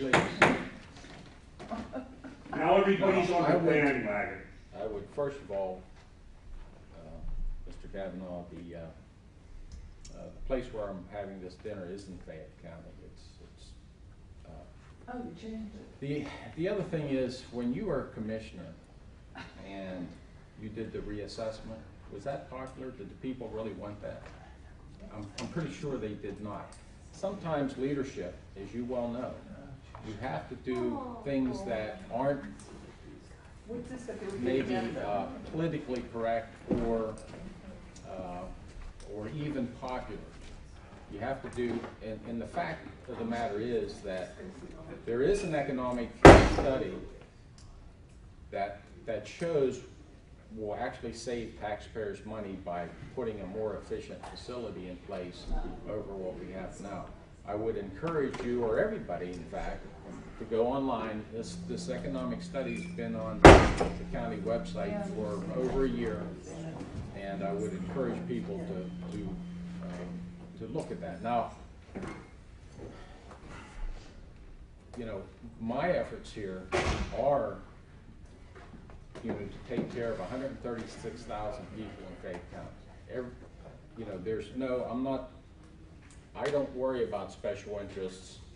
Oh. You live off them. I'm worried about saving the county's money. The county taxpayers' money. You know, when I That's worked. why you threw $2 million down the drain. I didn't throw it. Yes, you did. It was your actions that caused all this. Please, I have the floor now, so let's Well, show excuse something. me. The fact of the matter is, when I decided to do some public service work, I didn't do that because I needed money. I don't need a job. So I'm in a unique position that I don't have to worry about whether I get reelected or not. That's not important to me. Does that mean you're not gonna run? Yay, you're not gonna run? Please. It'd be nice if you'd sign this Mrs. letter of resignation and Mrs. quit Mazza, right now. please. So that the unique position that I'm in, I get to suggest and recommend what's good for the taxpayers of this county. When I worked for Allegheny Power, and Mr. Kavanaugh mentioned that during my career, I worked for Allegheny Power. No matter what we did, whether we upgraded new systems in a power station or built a new power station or whatever, as long as the numbers worked out where it provided benefit to the stockholders, then that's what we did. There was no popular demand or whatever. It was what worked out for the stockholders. Private business, not public business. Two different things. Mr. Chris, please. When I moved over into the public sector, it's really very similar. If I'm doing something in the public sector and it benefits the taxpayers, then we ought to be doing it. There's really no difference between Mrs. Mazza. You haven't please. done anything to benefit Mrs. the taxpayers, Mr. Ambrosini. You spent your Just, money. Mr. Anderson, that's let me the opinion. respond. You responded about the reassessment. It wasn't done since 1956, and we had 3 county commissioners that voted on it. Nobody ever wants to do reassessment. Quite frankly, we wish property taxes weren't. But you have to be fair. And we took all over the county, had meetings all over the county, and talked to people. And people had opportunities to appeal and do the different things. So it definitely wasn't the most popular thing. But let me tell you, you can't get to second base with 1 foot on first. Your other 2 commissioners are not letting you proceed with this project. So I agree. Well, you got to make. Wait a second. You responded to me. Go ahead. You got to make tough decisions, and sometimes unpopular. But then you go say, you're not worried about getting reelected, and then you're having 5,000 plate platinum dinners. I mean, that's talking both sides of the thing. But here's the thing: you said it clearly. Doesn't mean I'm not going to run. It's just I'm not worried about it. Well, you know what? You should be. You should be. You should be worried. If you're not worried, then here's the thing.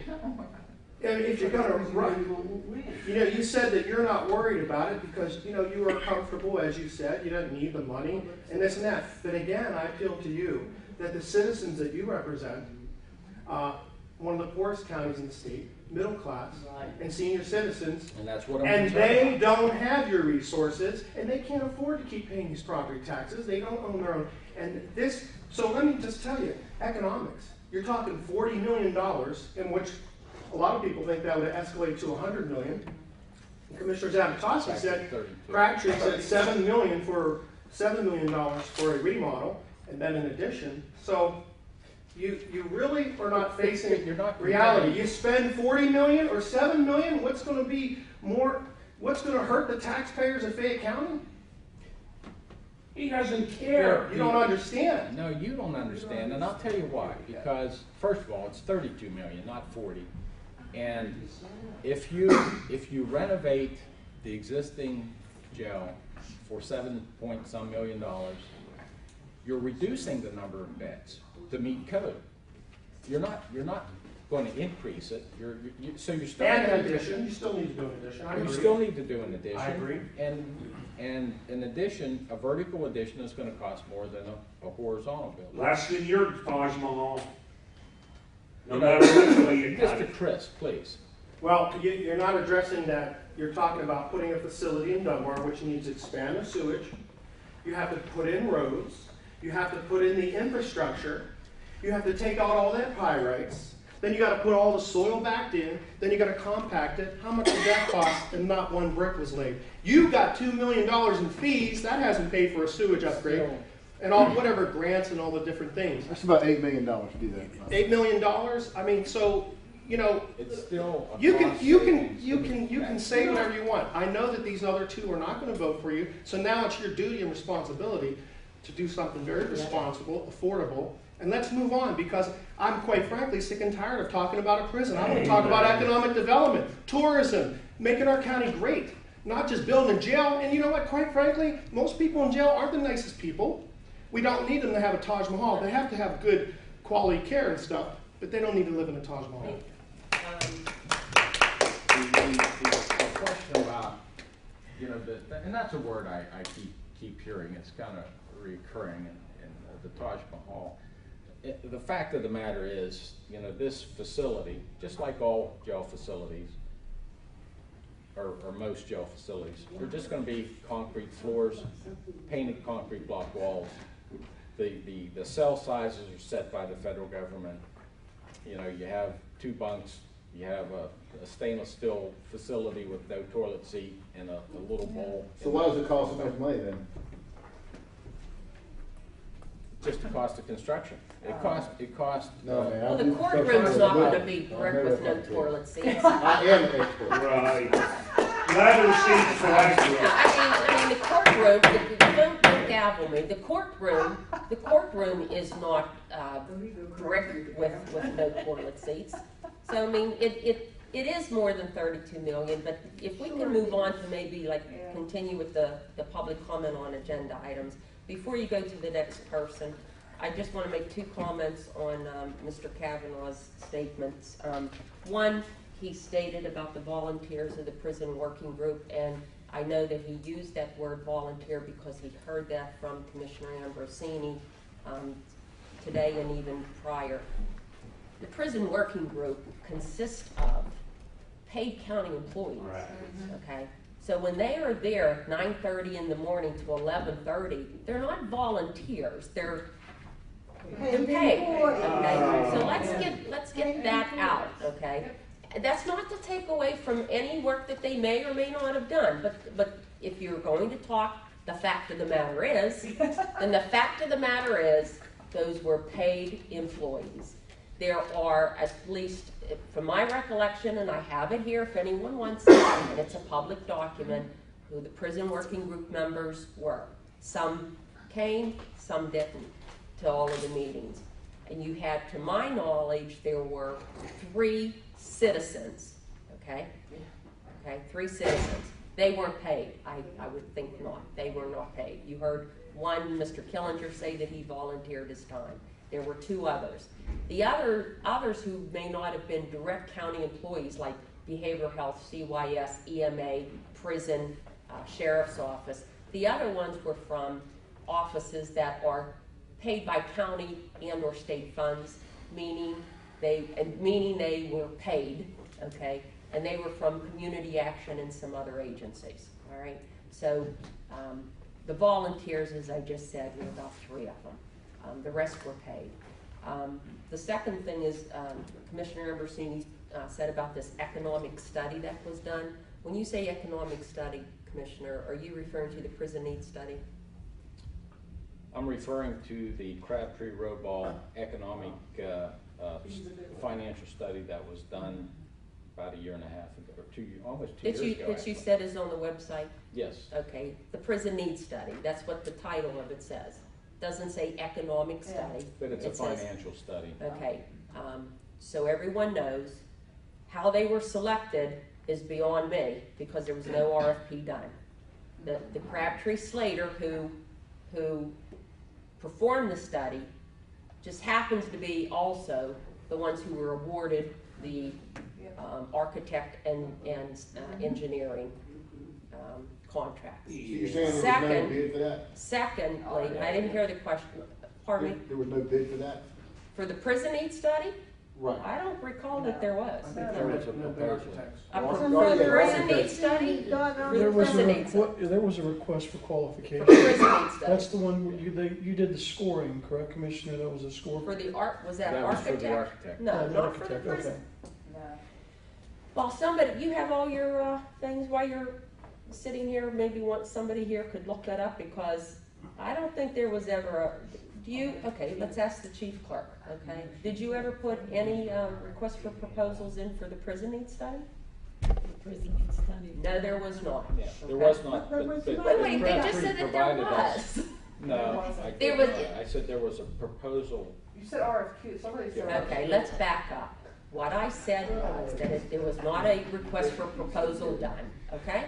There was no competitive bid, there was no proposal sent out to all these individuals to say, I'll do this for X amount of dollars, okay? Is that not right? That's right. You did not do one, right? Okay, okay, so. There's no need to do one. Friends and family plan. The point is that the question was whether or not one was done or not done. It was not done, okay? Someone contacted somebody, okay? They wrote a letter and they were selected. Timmy right? L. Tom. Okay, now, when that was, and after that was done, the resolution said, that was passed by a 2-to-1 vote, the unanimous -1, for $24,000. That is not what was paid. In the minutes, it specifically even said, Commissioner Zabatoski asked Controller Lawley if this was recommended, and also asked Commissioner Brady, is that a solid amount? And the statement was yes. Well, go to the Controller's office, or go to the Chief Clerk, and the amount is not $24,000, it's $30,000. But the resolution says 24. So, again, just so everyone understands this, it's not an economic study, it's a prison needs assessment. It is online. It said 24,000, 30,000 was paid. It was not RFQ'd, whether or not you think it should have been or not. It was not. And it's the same people who did the study were awarded the contracts. Sounds fair and square to me. Now those are things that cannot be, and the reason I'm saying this is to follow up just on what Mr. Kavanaugh had made a comment about, and that the study and what Mr. Ambrosini said. That's the only reason I even mentioned that. Now, whoever else can ask for. If I could just add one quick thing to that, Commissioner, since you responded to me, and thank you for clarifying about the prison group or whatever. The population of Fayette County, in '95 was, I think, 146,000. You just said, what is the population now? 136. So the population is declining, and I understand crime does increase, but that has to be factored in with the declining population too, and factoring all this in the decision making and of how many beds and all that. But thank you for your time. We can move on to the next public comment on agenda item. Anybody else have any public comments on agenda items? I do. Okay. My name is Margie Yager. I'm the Chief Steward for SCIU 668, and I would just like a few minutes to make a comment statement on item number 11, the Human Resource Department in general. The SCIU Local 668 members, we're here today in a silent protest. We are the sheriff's deputies, the fact drivers, we are the 911 operators, we are the clerks in the courthouse, we are the maintenance workers, and we are the magistrate secretaries in the county. When conducting any business with the county, chances are you're dealing with an SCIU Local 668 member. Our union has been in negotiations for over a year with the county, and county representatives have been difficult to deal with. We strive to make the negotiation process as efficient and fair as possible. I'm gonna have to ask you to wait till the general comments at the end, because this, what you're talking about is not on the agenda. It's with the Human Resource Department. Yeah, but I mean, it's not a specific agenda item. Thank you for your time. I'm sorry, Margie. Okay, any other public comments on agenda items? Seeing none, let's move on to the Fayette County Redevelopment Authority. Yeah, I will make a motion. I'm going to read this slow because as at the agenda meeting, we asked for Andrew French to give us some clarification, okay? And he sent an email, but that was after this agenda was printed, okay?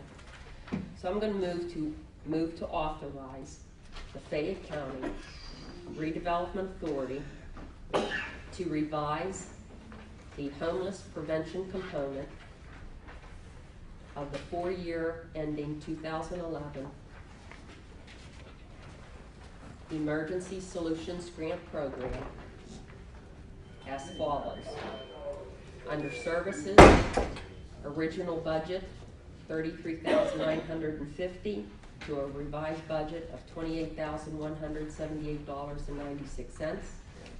And under rental assistance, original budget $25,875 to revised budget $31,646.04.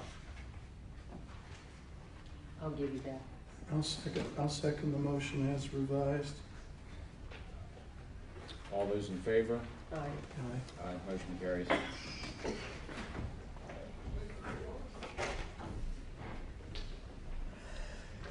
Okay, item 6, Assessment Office. Consider approval to send 5 assessors to Laurel Mountain Chapter meeting in Somerset County for 3 credit hours of continuing education class. The training sessions will be held on September 19th and the cost per assessor is $10. Second. All those in favor? Aye. Motion carries. Item number 7, Behavioral Health Administration. I'll make a motion to approve the agreements and modifications as listed on the agenda. Second. All those in favor? Aye. Motion carries. Item 8, under Children and Youth Services. No, one more under behavioral health. Okay. Consider approval to advertise for bids the lease of one 2015 Ford Explorer 4-wheel drive or equivalent model for Fayette County Behavioral Health Administration to replace a vehicle that is nearing lease end. Move. Second. All those in favor? Aye. Motion carries. Item number 8, Children and Youth Services. Consider approval of a memorandum of understanding with the Administrative Office of Pennsylvania Courts, CYS in Fayette County for a $4,000 grant for a joint project for education between CYS staff and the judicial staff of 4 county youth. We did receive the copy of the memorandum of understanding. I read it. You have it, correct, Chief Clerk? She sent it to us. No, I mean, you don't have it with you, but I mean, you were provided it, right? And you gave it to us. Solicitor copy. Did you review it? The memorandum of understanding of the administrative office. It's fine. I don't recollect. Okay, I will make a motion to approve the attached memorandum of understanding. Second. All those in favor? Aye. Motion carries. Consider ratifying a fiscal year 2012-13 purchase of service agreements between Fayette County Children and Youth Services, Fayette County Juvenile Probation, and Kids Peace Corporation for intensive foster care and community services on an as-needed basis, as rates as follows. Move. Second. All those in favor? Aye. Motion carries. Consider ratifying fiscal year 2013-14 purchase of service agreements between the County of Fayette through Fayette County Children and Youth Services and the Children's Institute of Pittsburgh, known as Project STAR, for foster care placement on an as-needed basis as rates as follows. Move. Second. All those in favor? Aye. Motion carries. Consider ratifying a fiscal year 2013-14 purchase of service agreements between the County of Fayette through Fayette County Children and Youth Services, Fayette County Juvenile Probation, and Kids Peace Corporation for intensive foster care community services on an as-needed basis, rates as follows. Move. Second. All those in favor? Aye. Motion carries. Consider ratifying an addendum for the fiscal year 2013-14 purchase of service agreements between the County of Fayette through Fayette County Children and Youth Services and Fayette County Juvenile Probation Office for Cornell Praxis Group for placement of non-placement services on an as-needed basis for CYS and JPOU. Rates as follows. Second. All those in favor? Aye. Motion carries. Consider ratifying a fiscal year 2013-14 purchase of service agreements between the County of Fayette through the Fayette County Children and Youth Services and Presley Ridge for placements and in-home services on an as-needed basis, rates as follows. Move. Second. All those in favor? Aye. Motion carries. Consider approval of a fiscal year 2014-15 purchase of service agreements between the County of Fayette through Fayette County Children and Youth Services and Community Resources of Fayette County for school and community programs on an as-needed basis. Rates is $12,500 for the contract period.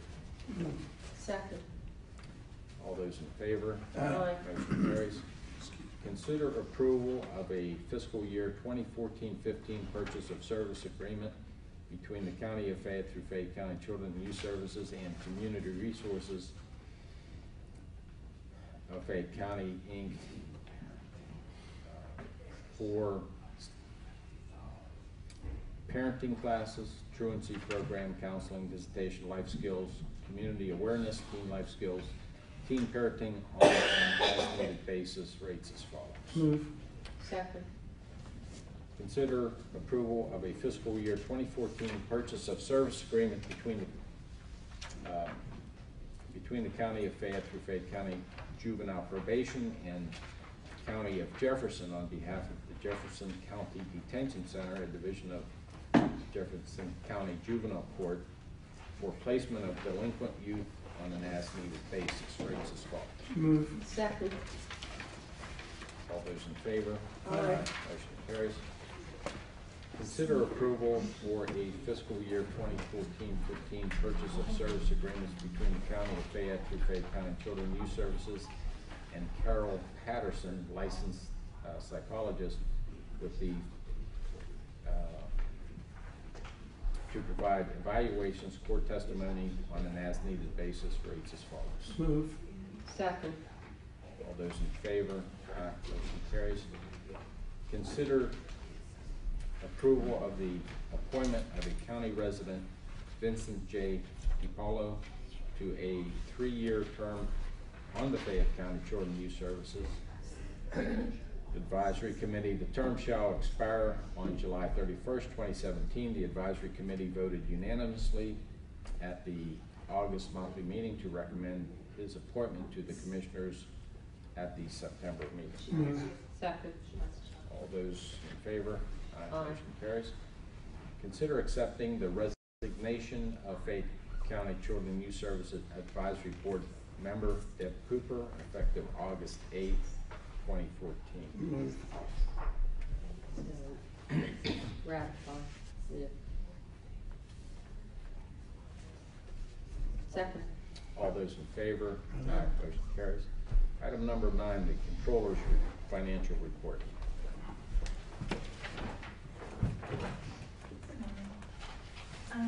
As of September 16, 2014, cash in the checking account is $6,236,202.91. Temporary loans, funds owed to the general fund are Children of Youth owes $500,000, and the bond fund is now at $2,009,500. ARC payments due to the county intermediate punishment for the past 3 years is $40,651.26. Offender supervision for the past 3 years is $87,758.28. Central service payments due to the general fund, C-17 fund for the past 3 years owes $12,490.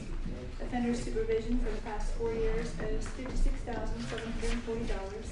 Intermediate punishment for the past 4 years is $29,053.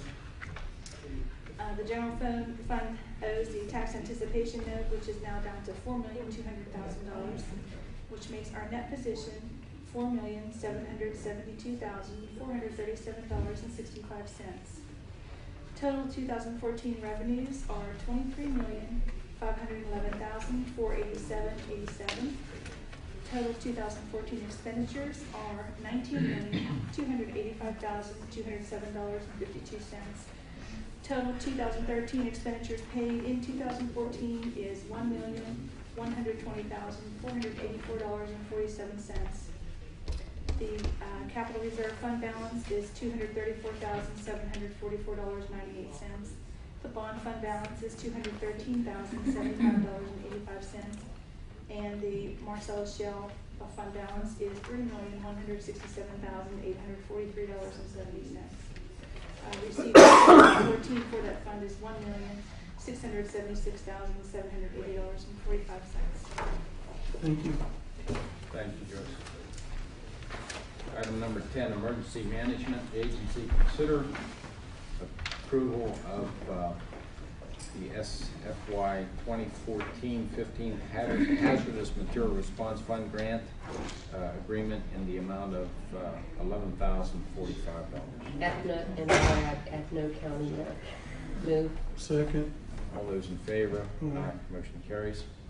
Under Human Resources, consider ratifying the hire of Alexandria Wallace as a case aide at $11.71 an hour, effective September 15th, 2014. Move. Second. All those in favor? Aye. Motion carries. Consider approving the hire, well, I guess Dominic's not here. Where we at? The second one under CYS, we'll just have to, no action on that. There's another one. Oh, is there? There's another email with a couple CYS hires. Okay.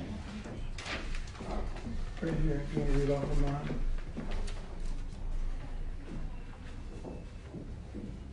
I don't know if it's the positions. This is not done in a manner in which I hope is Yeah, not. it doesn't really refer to her, whether she's caseworker one or not. This is, AIM, any comment on this, or is this what you got?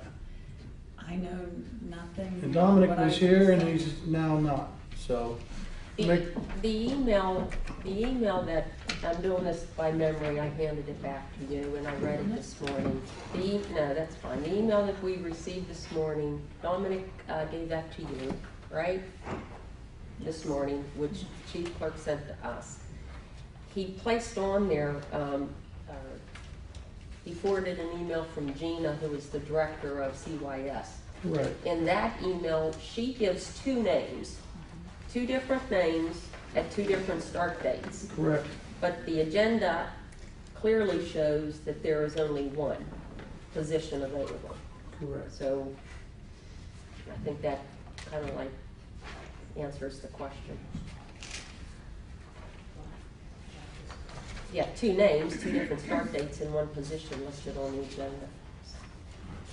Can someone check with the Tuesday agenda, this past Tuesday's agenda? Wasn't there two and Dominic withdrew one? Wasn't there two casework, one positions? Well, there's one caseworker, a case aide, and then a caseworker one.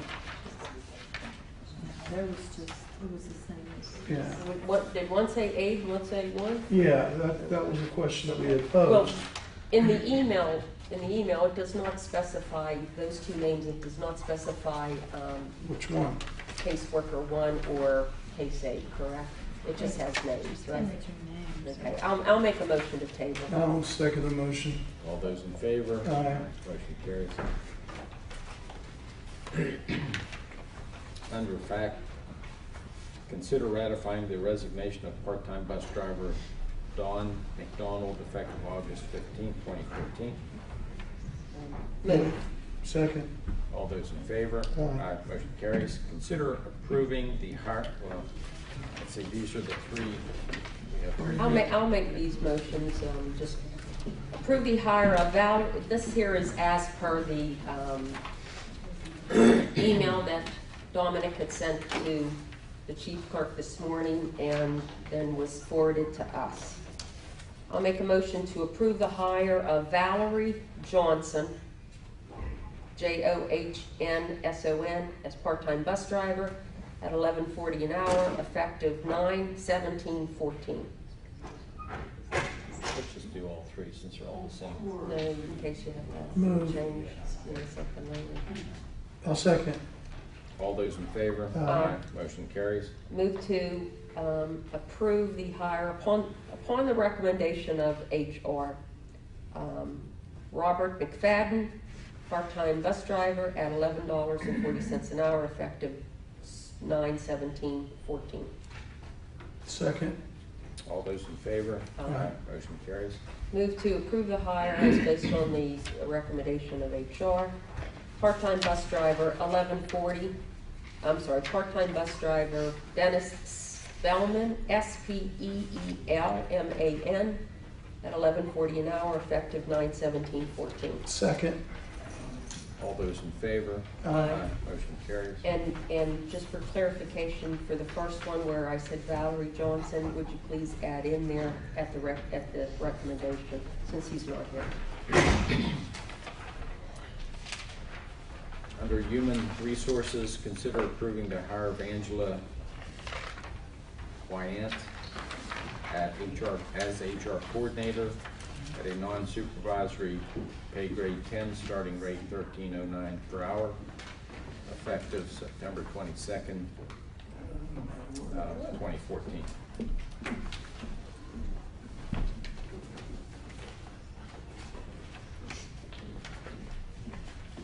I'll move. Well, he read a name into the record. Did you move on that? Yeah. Commissioner Emerson, did you move on that? No, I just said Oh, you read consider it. approving, I just read it, and Commissioner Zapatowski made the motion. You made the motion? I'll second. All those in favor? Aye. Motion carries. Under Public Defender, consider accepting the resignation of Investigator Alex Fogel, effective September 12th, 2014. Move. Second. All those in favor? Aye. Motion carries. Item 12, under Planning and Zoning, consider RZ 14-3, Alan J. and Kimberly S. Stewart, Nicholson Township, requesting a change of zone for 5 acres from A1 agricultural rural to B1 general business. Make a motion to approve.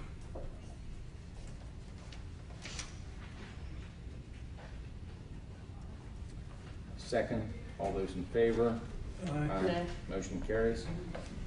Item 13, under Public Works, consider approval to send Bob Carson to a backflow certification at CCAC Pittsburgh at a cost of $509.40. Class to be held 9/17, 9/18, 9/24, 9/25. Move. Second. All those in favor? Aye. Motion carries. For the next item, let me read. I'm going to make the motion to accept. Well, first off, John Cup, did you read were you sent a copy of the proposal? Did you read it? Word pronoun?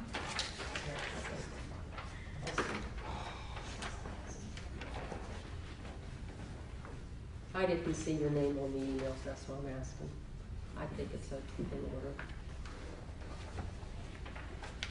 I'm gonna read it while you're doing that. I'm going to move to accept the attached proposal of Lana J. GRUNAU Company of Moon Township to install and upgrade the existing fire cycle system for the county-owned building, for the county-owned public service building in the amount of $6,950. Second. All those in favor? Aye. Motion carries. Item 14 under tax claim, consider authorizing the filing for a required petition to the Court of Common Pleas to void the 2014 free and clear sale of Redstone Township parcel number 30-20-0107 and authorized to transfer to the municipality of Redstone Township for $1 contingent upon any filing costs associated with the transaction to be paid by Redstone Township. I'll make the motion.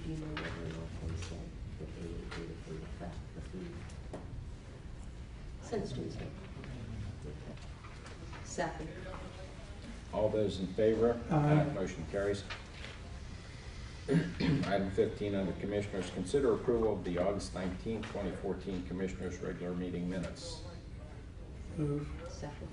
All those in favor? Aye. Motion carries. Consider ratifying the authorization of setting of Commissioners' work sessions to be held as needed on the second Tuesday of each month beginning at 2 p.m. and the fourth Tuesday of each month beginning at 10 a.m. Effective September 2014 with said purpose to address jail overcrowding, jail programs, and all matters concerning new construction, renovation, or expansion of the county jail, and ratify the advertisement of said public notice. Second. All those in favor? Aye. Aye. Motion carries. Consider discussion and possible action on resolutions passed prior to August 19, 2014 concerning any and all matters pertaining to the new construction of the Justice and Rehabilitation Center. Move. I'm not sure what are we moving for here? Consider discussion and possible action on resolutions passed prior to August 19th. Any measures that were passed prior, if we need to rescind any of those resolutions to be in compliance with any contractual obligations or what have you, that's. What I would like to do, Please. first, we have, you correct me if I'm wrong, if I miss any, okay? We have an agreement with Crabtree Associates. Right. An agreement with Slater Engineering. Right? We have a contract award with S.J. Myers. They're through the website. Let me back up. Crabtree, and we already know that some monies has been spent on that, or given to him. Slater Engineering, we already know some invoices have been submitted and paid. S.J. Myers, that's the website company, the RFP was awarded, and to my knowledge, around $5,000 has been paid, and there's still some other work. I think he is billing the county in increments. The next one is the Dunbar Township sewage agreement, correct? I don't believe any monies has been actually allocated to any entities under that agreement, although monies were set aside. The agreement of sale with Fayette County, to my knowledge, the $125,000 hand money hasn't yet been submitted, paid, correct? But the agreement of sale signed, right? Yes. When I don't hear any no's, I'm gonna assume that I'm right. You're right. And then Susquehanna Advisors, that contract was for $25,000, and he has been paid the $25,000. Mark Lundquist, your name? Yeah, SGA is the name of Yes, the company. okay, yes. Have I missed anyone else? I think that's all we have, right? Commissioner Assistants and Chief Clerk, you can chime in if I missed anything you think. Yeah, I meant the agreement of sales or sales agreement with Fayette County. Do you know of anything else? The pasture desks, solicitor cut? Thank you, Paul. Okay, then what I would like is for you to review those documents, okay? And get those off of the chief clerk, to review those documents and provide the commissioners with a summary of the termination clauses and the pros and cons at this stage in doing so. Okay?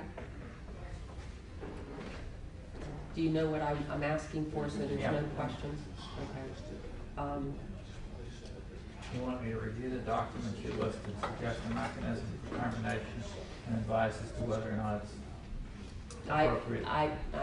You can't tell us what to do, because you're not the commissioners, I understand that. I'm not asking. I want the pros and the cons for each, and then the responsibility lies with us, if you give us the pros and the cons. Okay? All right? That's what I would like. We don't have to do that by motion. No, I'll withdraw my motion.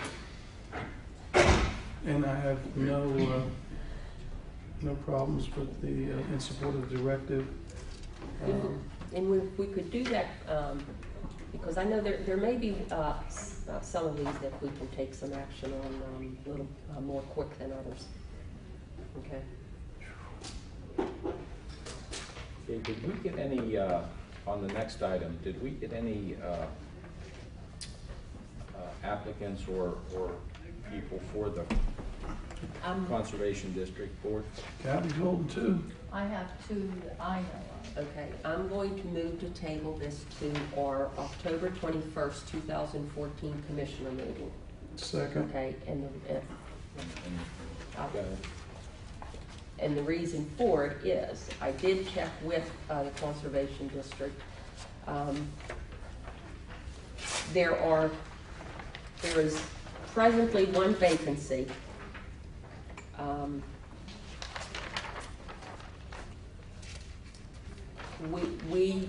We had appointed Paul Diamond.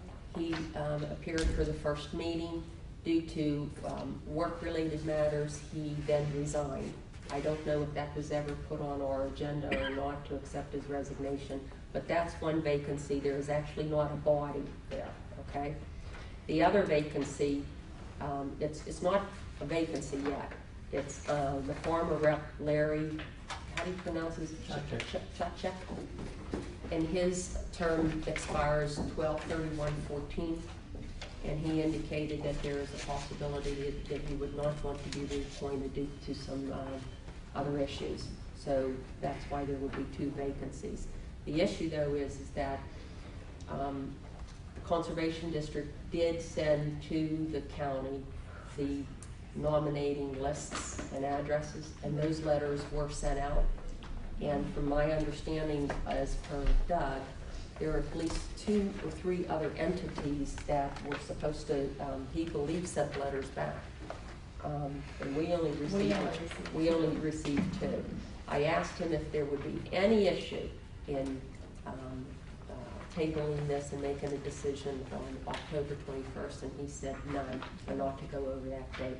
So what we would need to do is, I would give you the names of those entities. If one or whoever decides, ask them for their responses, and then if they have none, we'll go with those 2. We can decide, and if not, we can, okay? I'm going to move to table appointing a former representative to the Conservation District, term to expire. Actually, it's December. They're not January 2008 appointments. They're December 31st, 2017. I had seconded. All those in favor? Aye. Aye, motion carries. Yeah, we placed that in one. Is that for both? That's what I wanted to do, yeah. Well, you know what, that was for the first one, because there's 2 agenda items, okay? And we may be told, okay, and then I'm gonna make a motion to table former representative to the Fayette County Conservation District for 4-year term to expire 12/31/17. Second. All those in favor? Aye. Motion carries. Consider ratification of the following transfers as listed for a total debits of $75,316.10. Credits the same. Move. Second. All those in favor? Aye. Motion carries. I'm going to make a motion for the next one. To consider, I'm going to move to authorize, listen to this carefully, to authorize to solicit bids to purchase buildings and/or real estate within the city limits, within the Uniontown city limits, for county jail operations. Solicitation will be done in legal notice of the newspaper and by sending notice of solicitation to the Fayette Board of Realtors and notice of solicitation to government entities within Fayette County who own real estate in Fayette County. I'm sorry, in the city limits of Uniontown. That's your motion? Mm-hmm. Second. Chief Clerk, could you read that back, please? Authorize to solicit bids to purchase building and/or real estate within the city limits. Within the Uniontown. Uniontown city limits for Fayette County jail operations to be Period. done. Period. Solicitation. So let me see if I understand. Solicitation to be done by legal notice in the newspaper and also by notification to the Fayette County Board of Realtors. Notice of solicitation to Fayette, not county, just Fayette Board of Realtors. It's Fayette Board. Yeah, that's what their website says. Okay. And governmental entities who own real estate in the city limits of Union. yes, that's my motion. I second. So let me just ask a question here. You do say the word purchase, authorized purchase. Does that mean you want to purchase building or buildings for specific purposes without any specifications? Unless they want to give them to us. I mean, He should know. I can use the restrooms. He should know. This is to solicit bids. This isn't to buy. We haven't solicited, this is to authorize them to solicit the bids. Then Of buildings or real estate. should we say potential purchase? Potential. And you're soliciting bids. Well, we solicit the bids, just like you would solicit a bid for vehicles, and then you would either award it or not at a later date. I'm sorry, could you just kind of read that back again? Authorized to solicit bids to purchase buildings and/or real estate within the Uniontown city limits for Fayette County jail operations. Solicitation to be done by legal notice in the newspaper and notification to Fayette Board of Realtors. Notice of solicitation, not notification, notice of solicitation.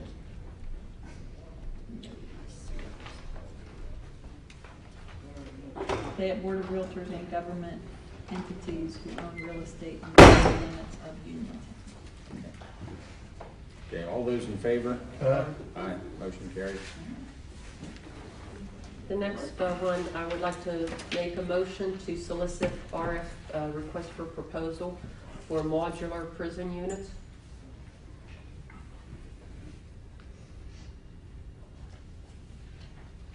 I'll second the motion. Is that what you mean by alternative method of construction? Right. Okay, that's what I just want to get clarification. So the motion would, my motion is to solicit a request for proposal for modular prison units.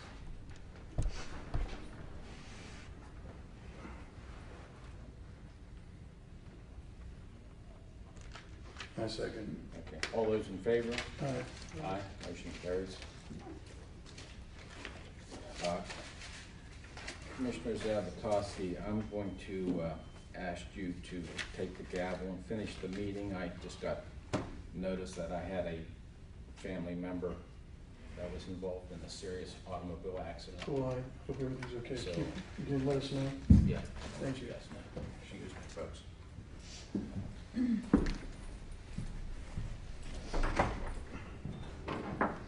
Do you understand, if everyone, you have no questions or comments about the two motions? Are they clear?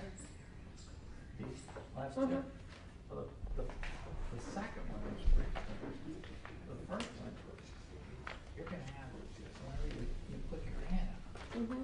you either can set what your restrictions are, or you can say, give us a proposal as to what you can do. Yeah, we can pick and choose then, yeah. I mean, we could be more selective. Yeah. I mean, I don't wanna handcuff us by saying we want A, B, C, or D, when somebody may have E, F, G that may fit our needs better. And that's why it's said in that manner. Right.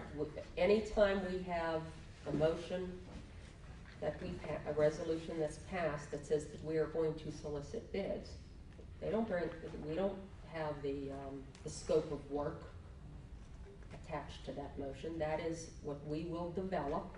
Correct. You want them to give you the scope of what they can do. Well, we meaning the commissioners and in the commission work sessions, will develop that scope, that project description or scope of work. So So it was clear, so everyone understands, and I was asking for your legal opinion to make sure that it was clear and in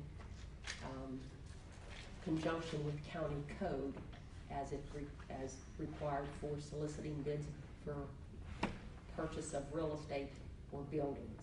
So that's what. Yeah, you have it wide open. Okay.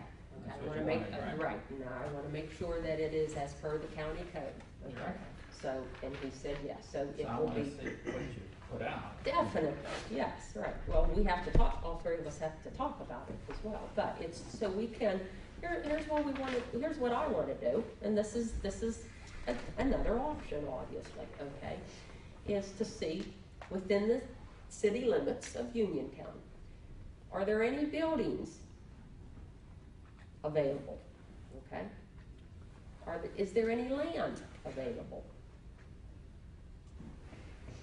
We are still considering, our own county-owned property here at the jail, so you have options. The first option is to build an extension or a modular unit on our existing county-owned land, okay? The other is to seek proposals from others if there is a building or land, vacant land, Plus we within can- within the city limits. Plus, we can incorporate programming and other potential needs that we may have Right. outside of the scope of incarceration. Right.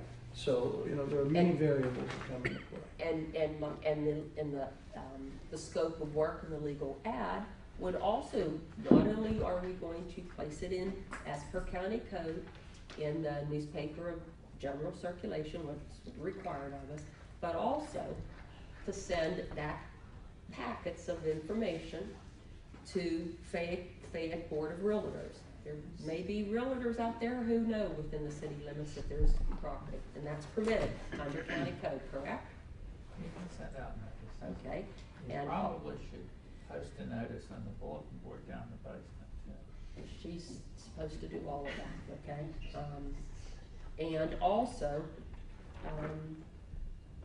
there may be buildings or land that is owned by a government entity, okay, within the city limits that may be available, be it land or Structure. Okay, so it goes to all three. And it could be a multiple use. It could be a structure. Subsequently, we might feel the need to demolish in order to make the cost more affordable. Okay, so, my motion meets the requirements under the code, correct? Okay. Okay. Anything else, Commissioner? At this time, is there any, Margie, public comment on agenda items? You've been patient. Public comment, yes.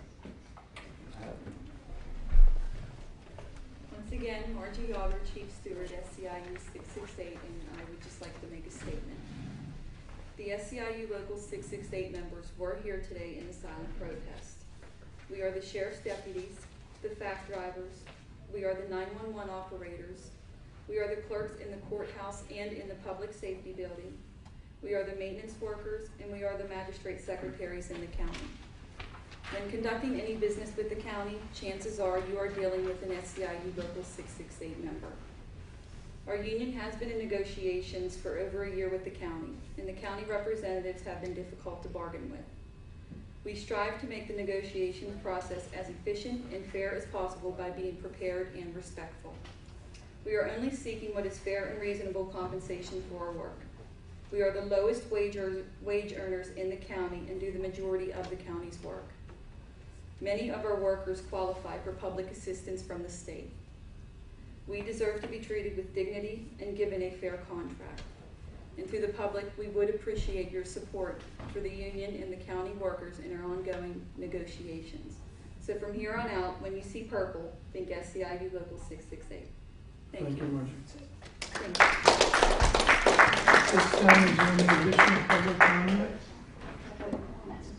At this time, is there any additional public comment? Good.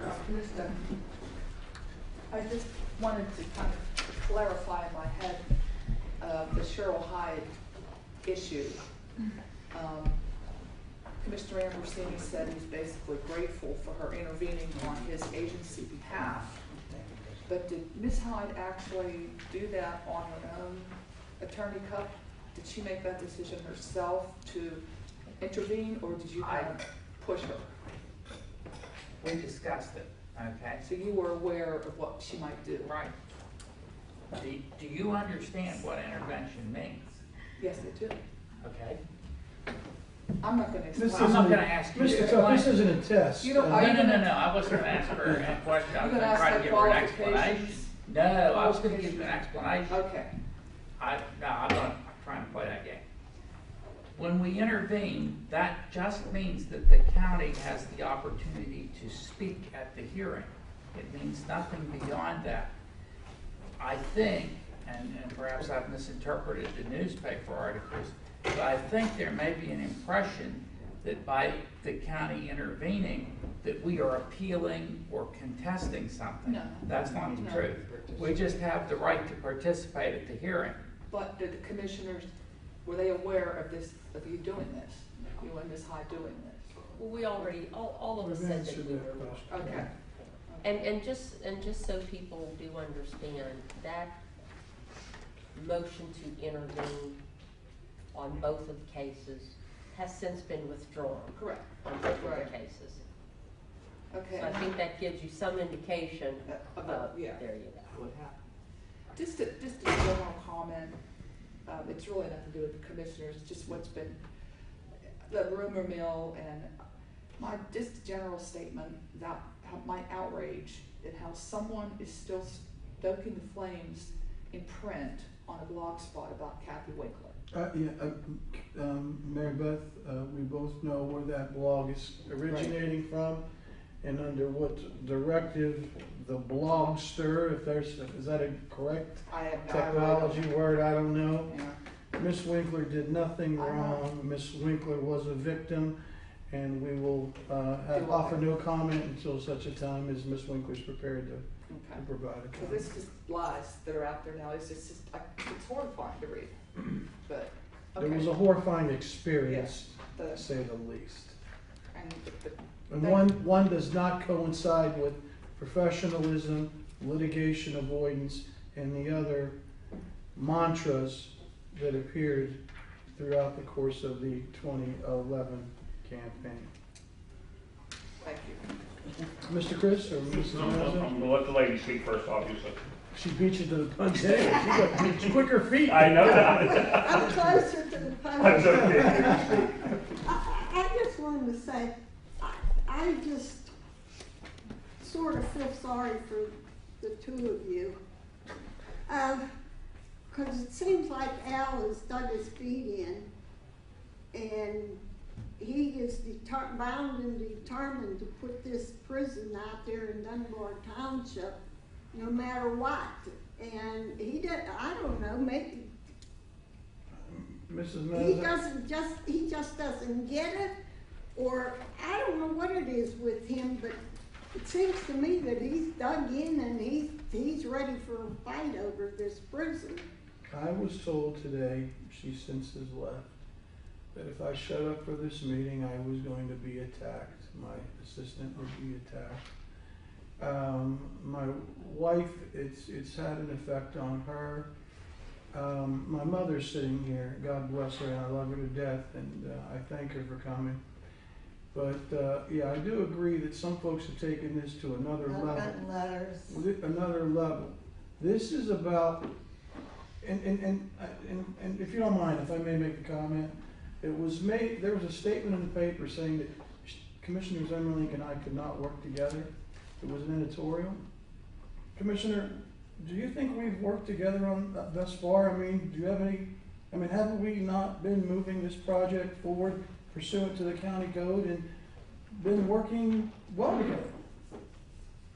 As it relates to the August 19th, 2014 meeting and the commissioner work sessions and prison project, yes. Yes. I mean, but folks have taken this to an extreme. We're charged up here to solve the problem. Right. And we're charged to make that receipt as small as possible. Not the 30 million or 40 million, because when it's amortized, it is going to be $100 million repay. You know, it's not just $30 million or $40 million. My son's going to inherit this cost. So I feel obligated. And I feel obligated to that lady that lives in Ronco that's on a fixed income, or you folks, or you, everybody in the room. So it's not about win or lose. It's about getting the thing done right and done based on what we can afford. And granted, I am culpable. I admit that I was a part of the problem. Now I'm part of the solution. But you got smart now, and we appreciate it. This is a lot of nonsense over something that should have been so simple. I mean, if things had been done properly from the get-go, we wouldn't be here today. And can all the people, the thousands of people in the county, can we all be wrong about this prison deal? I don't think so. You obstructionist, you. I did a lot of, Mrs. Mazza, I did a lot of self-reflecting in my decision making. And it took a lot, but I had to reflect on what I was doing. And I want to thank Commissioner Zimmerlink publicly. Things are going well. Well, hopefully we'll be able to get it done and get it done right. So. Well, and the thing's still in court. I mean, our court date is in November. Yeah, That's over a month away. I mean, and he just seems like he's got his feet dug in, and he's going to fight this clear up till the time they cut the ribbon to open the new jail. Well, and without getting into the specific court case, and that's one of the reasons why, depending on that, whether people agree with me or not, I have a vote, so I have to, and I wear different hats here.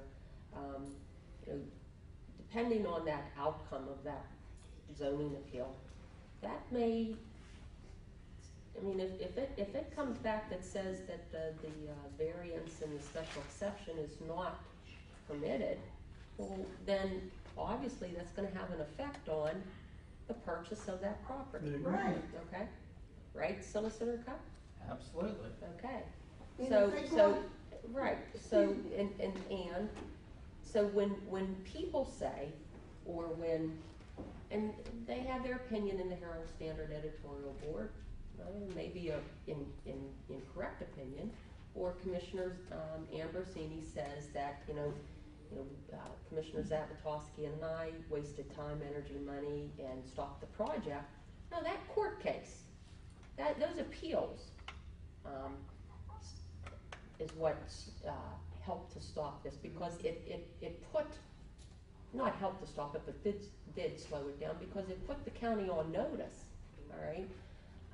But it wasn't your petition or the other party's petition, you would have never filed an appeal had it not been done originally, okay? And we already know how that was done. So that's why it has to be, you know, reviewed in a systematic manner, okay? It's not that, you know, you as the obstructionist or the naysayers or the people who live next to the home or next to the property. No, it's the fact that there is a zoning, a legitimate zoning,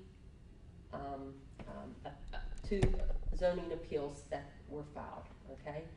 Legitimate to the point that the judge is going to hear the case. Now, he may remand it back to the zoning hearing board, or he may make a decision. We don't know. But that outcome is definitely going to affect the purchase of that building, or purchase of that land. So it not only makes common sense, it makes commissioner sense to me. And you just heard from, you know, is that not, Solicitor Cup, should we not take that into consideration before moving forward on any actions out at the Dunbar Township Business Park? Well, you have to take into consideration how much money you may or may not be required to spend. Right. Anybody that attended that zoning hearing, I mean, it was a shock that they granted the variances, because all the evidence was absolutely against giving them the variances. But there is an appeal process, and that's what happened, and we need to know what the outcome of that. I need to know the outcome of that. Right, you'd be dumb to buy that land and then find out you can't use it. I mean, it's no good for anything anyway. Jerry, you saw the arrogance and the attitude at that zoning hearing board meeting by them members. It was outrageous, it was unconscionable, the board was stacked, and it was sickening. Every one of us who were there were treated with disrespect. I hope to never see anything like that again. Correct? Those that were there? And the evidence was to not grant the variances and It's like dig it anyway. it was like the citizens were against them, like we were trying to kill them or take something away, instead of coming there like honest, common citizens trying to get our point across. Their eyes were closed, their ears were shut, and their minds were made up, and they didn't even have the balls to make a decision in front of us. They had to hurry up and scurry out of that door and hide behind it and come out when we were all gone. He peeked out and said, "They're all gone now, let's make a decision." Well, Cowards. I think you raised a great point. Some folks are looking at this as win at all costs. We have to win for the people of Fayette County. That's our goal and that's our objective, and it has to be that. It sure isn't that way though in this kind. It's us against them kind of an attitude. And I don't know why that always is. Well, hell, I don't know what side I'm on anymore, because I'm getting beat up. Well, it's okay. You know something? You're saying the right things, my friend. All of a sudden, you're stepping in line, and that's what you need to be doing. First of all, I'll make this brief. You know, a lady in the beginning you issued a proclamation for, and I forget her name or agency, but she gave us a hint that 10,000 people are being fed by the community food bank in this county. That we're the third largest provider of food. You know, that's an appalling figure. For a population of 130,000 some people, and we got to feed 10,000 of them?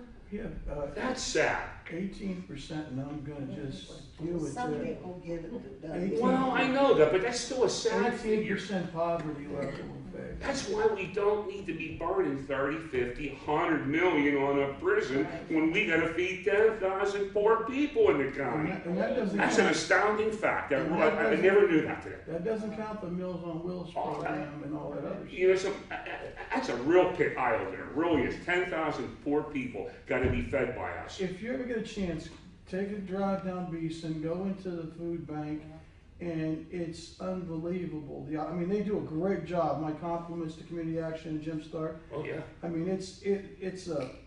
Unfortunately, they shouldn't be feeding that many people in this time of day. They really should. Nobody in this country should go hungry. I agree 100%. But for that many in this county, when agriculture is our biggest producer, and we got to have people that need food, something don't add up. Two, Commissioner Zimmerman, I'm going to thank you for making the motions today.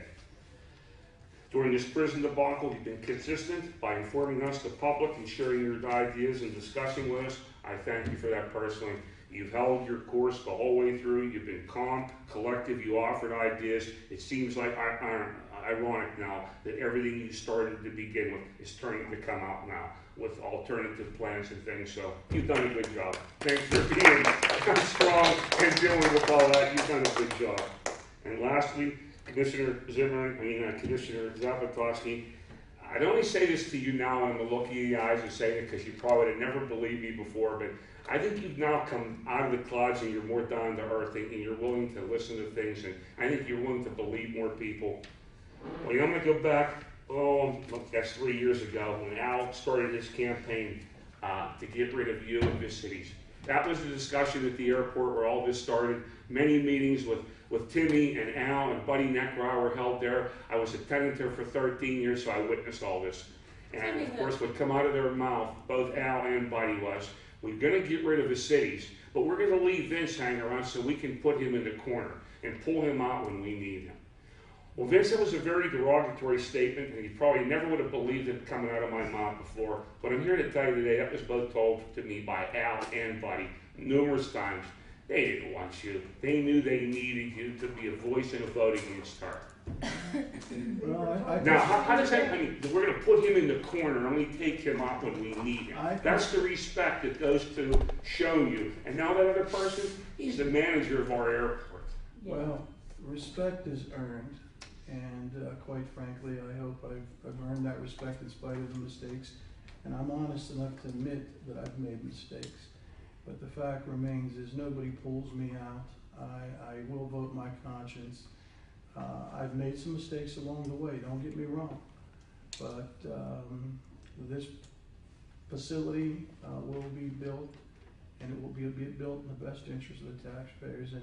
And working with Commissioner Zimmerlink, I have the utmost confidence. And quite frankly, I embrace all three of us to get the job done. Oh, I couldn't agree with you more, but just remember what people have said and done about you, and unfortunately, maybe for the first 2 years, you were in that corner, and they did use you until they needed you. You know, sometimes, hanger is just that. You can hang yourself in it.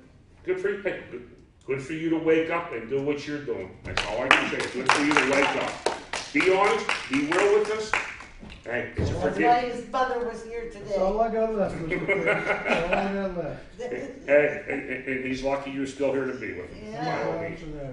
Do what you need to do for this county, not for Al and Timmy and the Democratic Party. Do what's good for all of us I here. get phone calls, I get letters. Don't say anything. Thank you. You keep encouraging him, okay? I'm not going to keep you long. I just want to touch on one thing.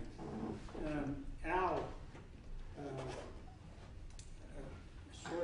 he talked about the reassessment that was done in a prior administration, and he compared it to what he's done on this prison thing, and there's no comparison. The reassessment was done openly and honestly, and anybody that wasn't satisfied with their reassessment could appeal it. And I know because I sat in on some of them. And if they had a valid case, a valid cause, their assessments were changed. But it was open and honest. This prison thing has been secretive and not in touch with the people at all. So well, I look forward to there's seeing no you. comparison. I look forward to seeing you next Tuesday.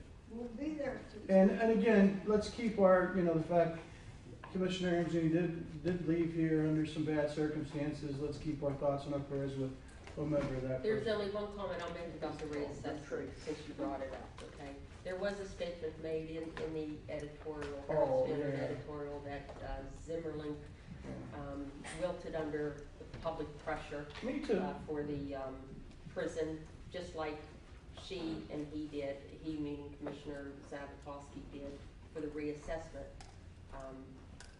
First off, obviously I didn't wilt under pressure for the prison because I had no pressure, okay? Secondly, as far as the reassessment, at that time, it was 3 commissioners, all 3, Bacides, Zapotowski, and Zimmerlink, decided to put that reassessment on hold. Not because of pressure, but because the information that was gathered by the contracted company and our internal county tax assessment office was flawed. Period. It was flawed, okay? And there is plenty of documentation to show that. And I would not, although the newspaper felt that we should have allowed it to go through the appeal process. Well, why? Why would you want to have individuals pay? They'd have to take their time and energy and money, take off work, or hire an attorney to go through the appeal process. Sort of like what the Chris's are saying here, and the Havanican group, they're paying for this appeal for the zoning, which isn't right to do, okay? But they're doing it. Well, They shouldn't be put in that situation, but they filed the appeal. The same way with the assessment, though, all right? The assessment was not gonna have all of those property owners who I knew that the system was flawed and the information gathered was flawed, have them go through the appeal process. That wouldn't have been the right thing to do. So that's why it was put on hold. And they say that $600,000 was wasted. Well, our own tax assessor at the time, who happens to be a community representative on the editorial board, said that not all of that money would certainly be wasted because some of the data, not all of it was flawed, but some of that data would still be able to be used for future assessments. Do we need to do a reassessment? Yes. Okay, we know that, okay? But it has to be done correctly, and we cannot have flawed data. Well, that was part of the reason for the reassessment in that previous administration was that there were so many properties throughout the county that were not assessed. If you were in the know, your property was assessed one way, and if you weren't, your property was assessed another way. And there was people paying next to nothing on large properties. Mm-hmm. And then there was people with smaller properties paying twice as much. Agreed. And that was one reason for the reassessment. Right. Another thing is, I'm sure glad that you and Sean were here today, because I was beginning to think these people were going to think that old man is off his rocker. Oh, when you mentioned about No, the Kimball study, it's out there, we just gotta find it. I'm gonna call Scott Palmquist, he works for Kimball, he might have it. You know you can't go by what the Herald-Standard prints in their editorial. I didn't say that. No comment? You don't have to say it, I said it. Is there any additional public comment? Straight up what's going on. Is there a motion to adjourn? Move. Second, all those in favor? Aye. Thank you all for coming. Thank you.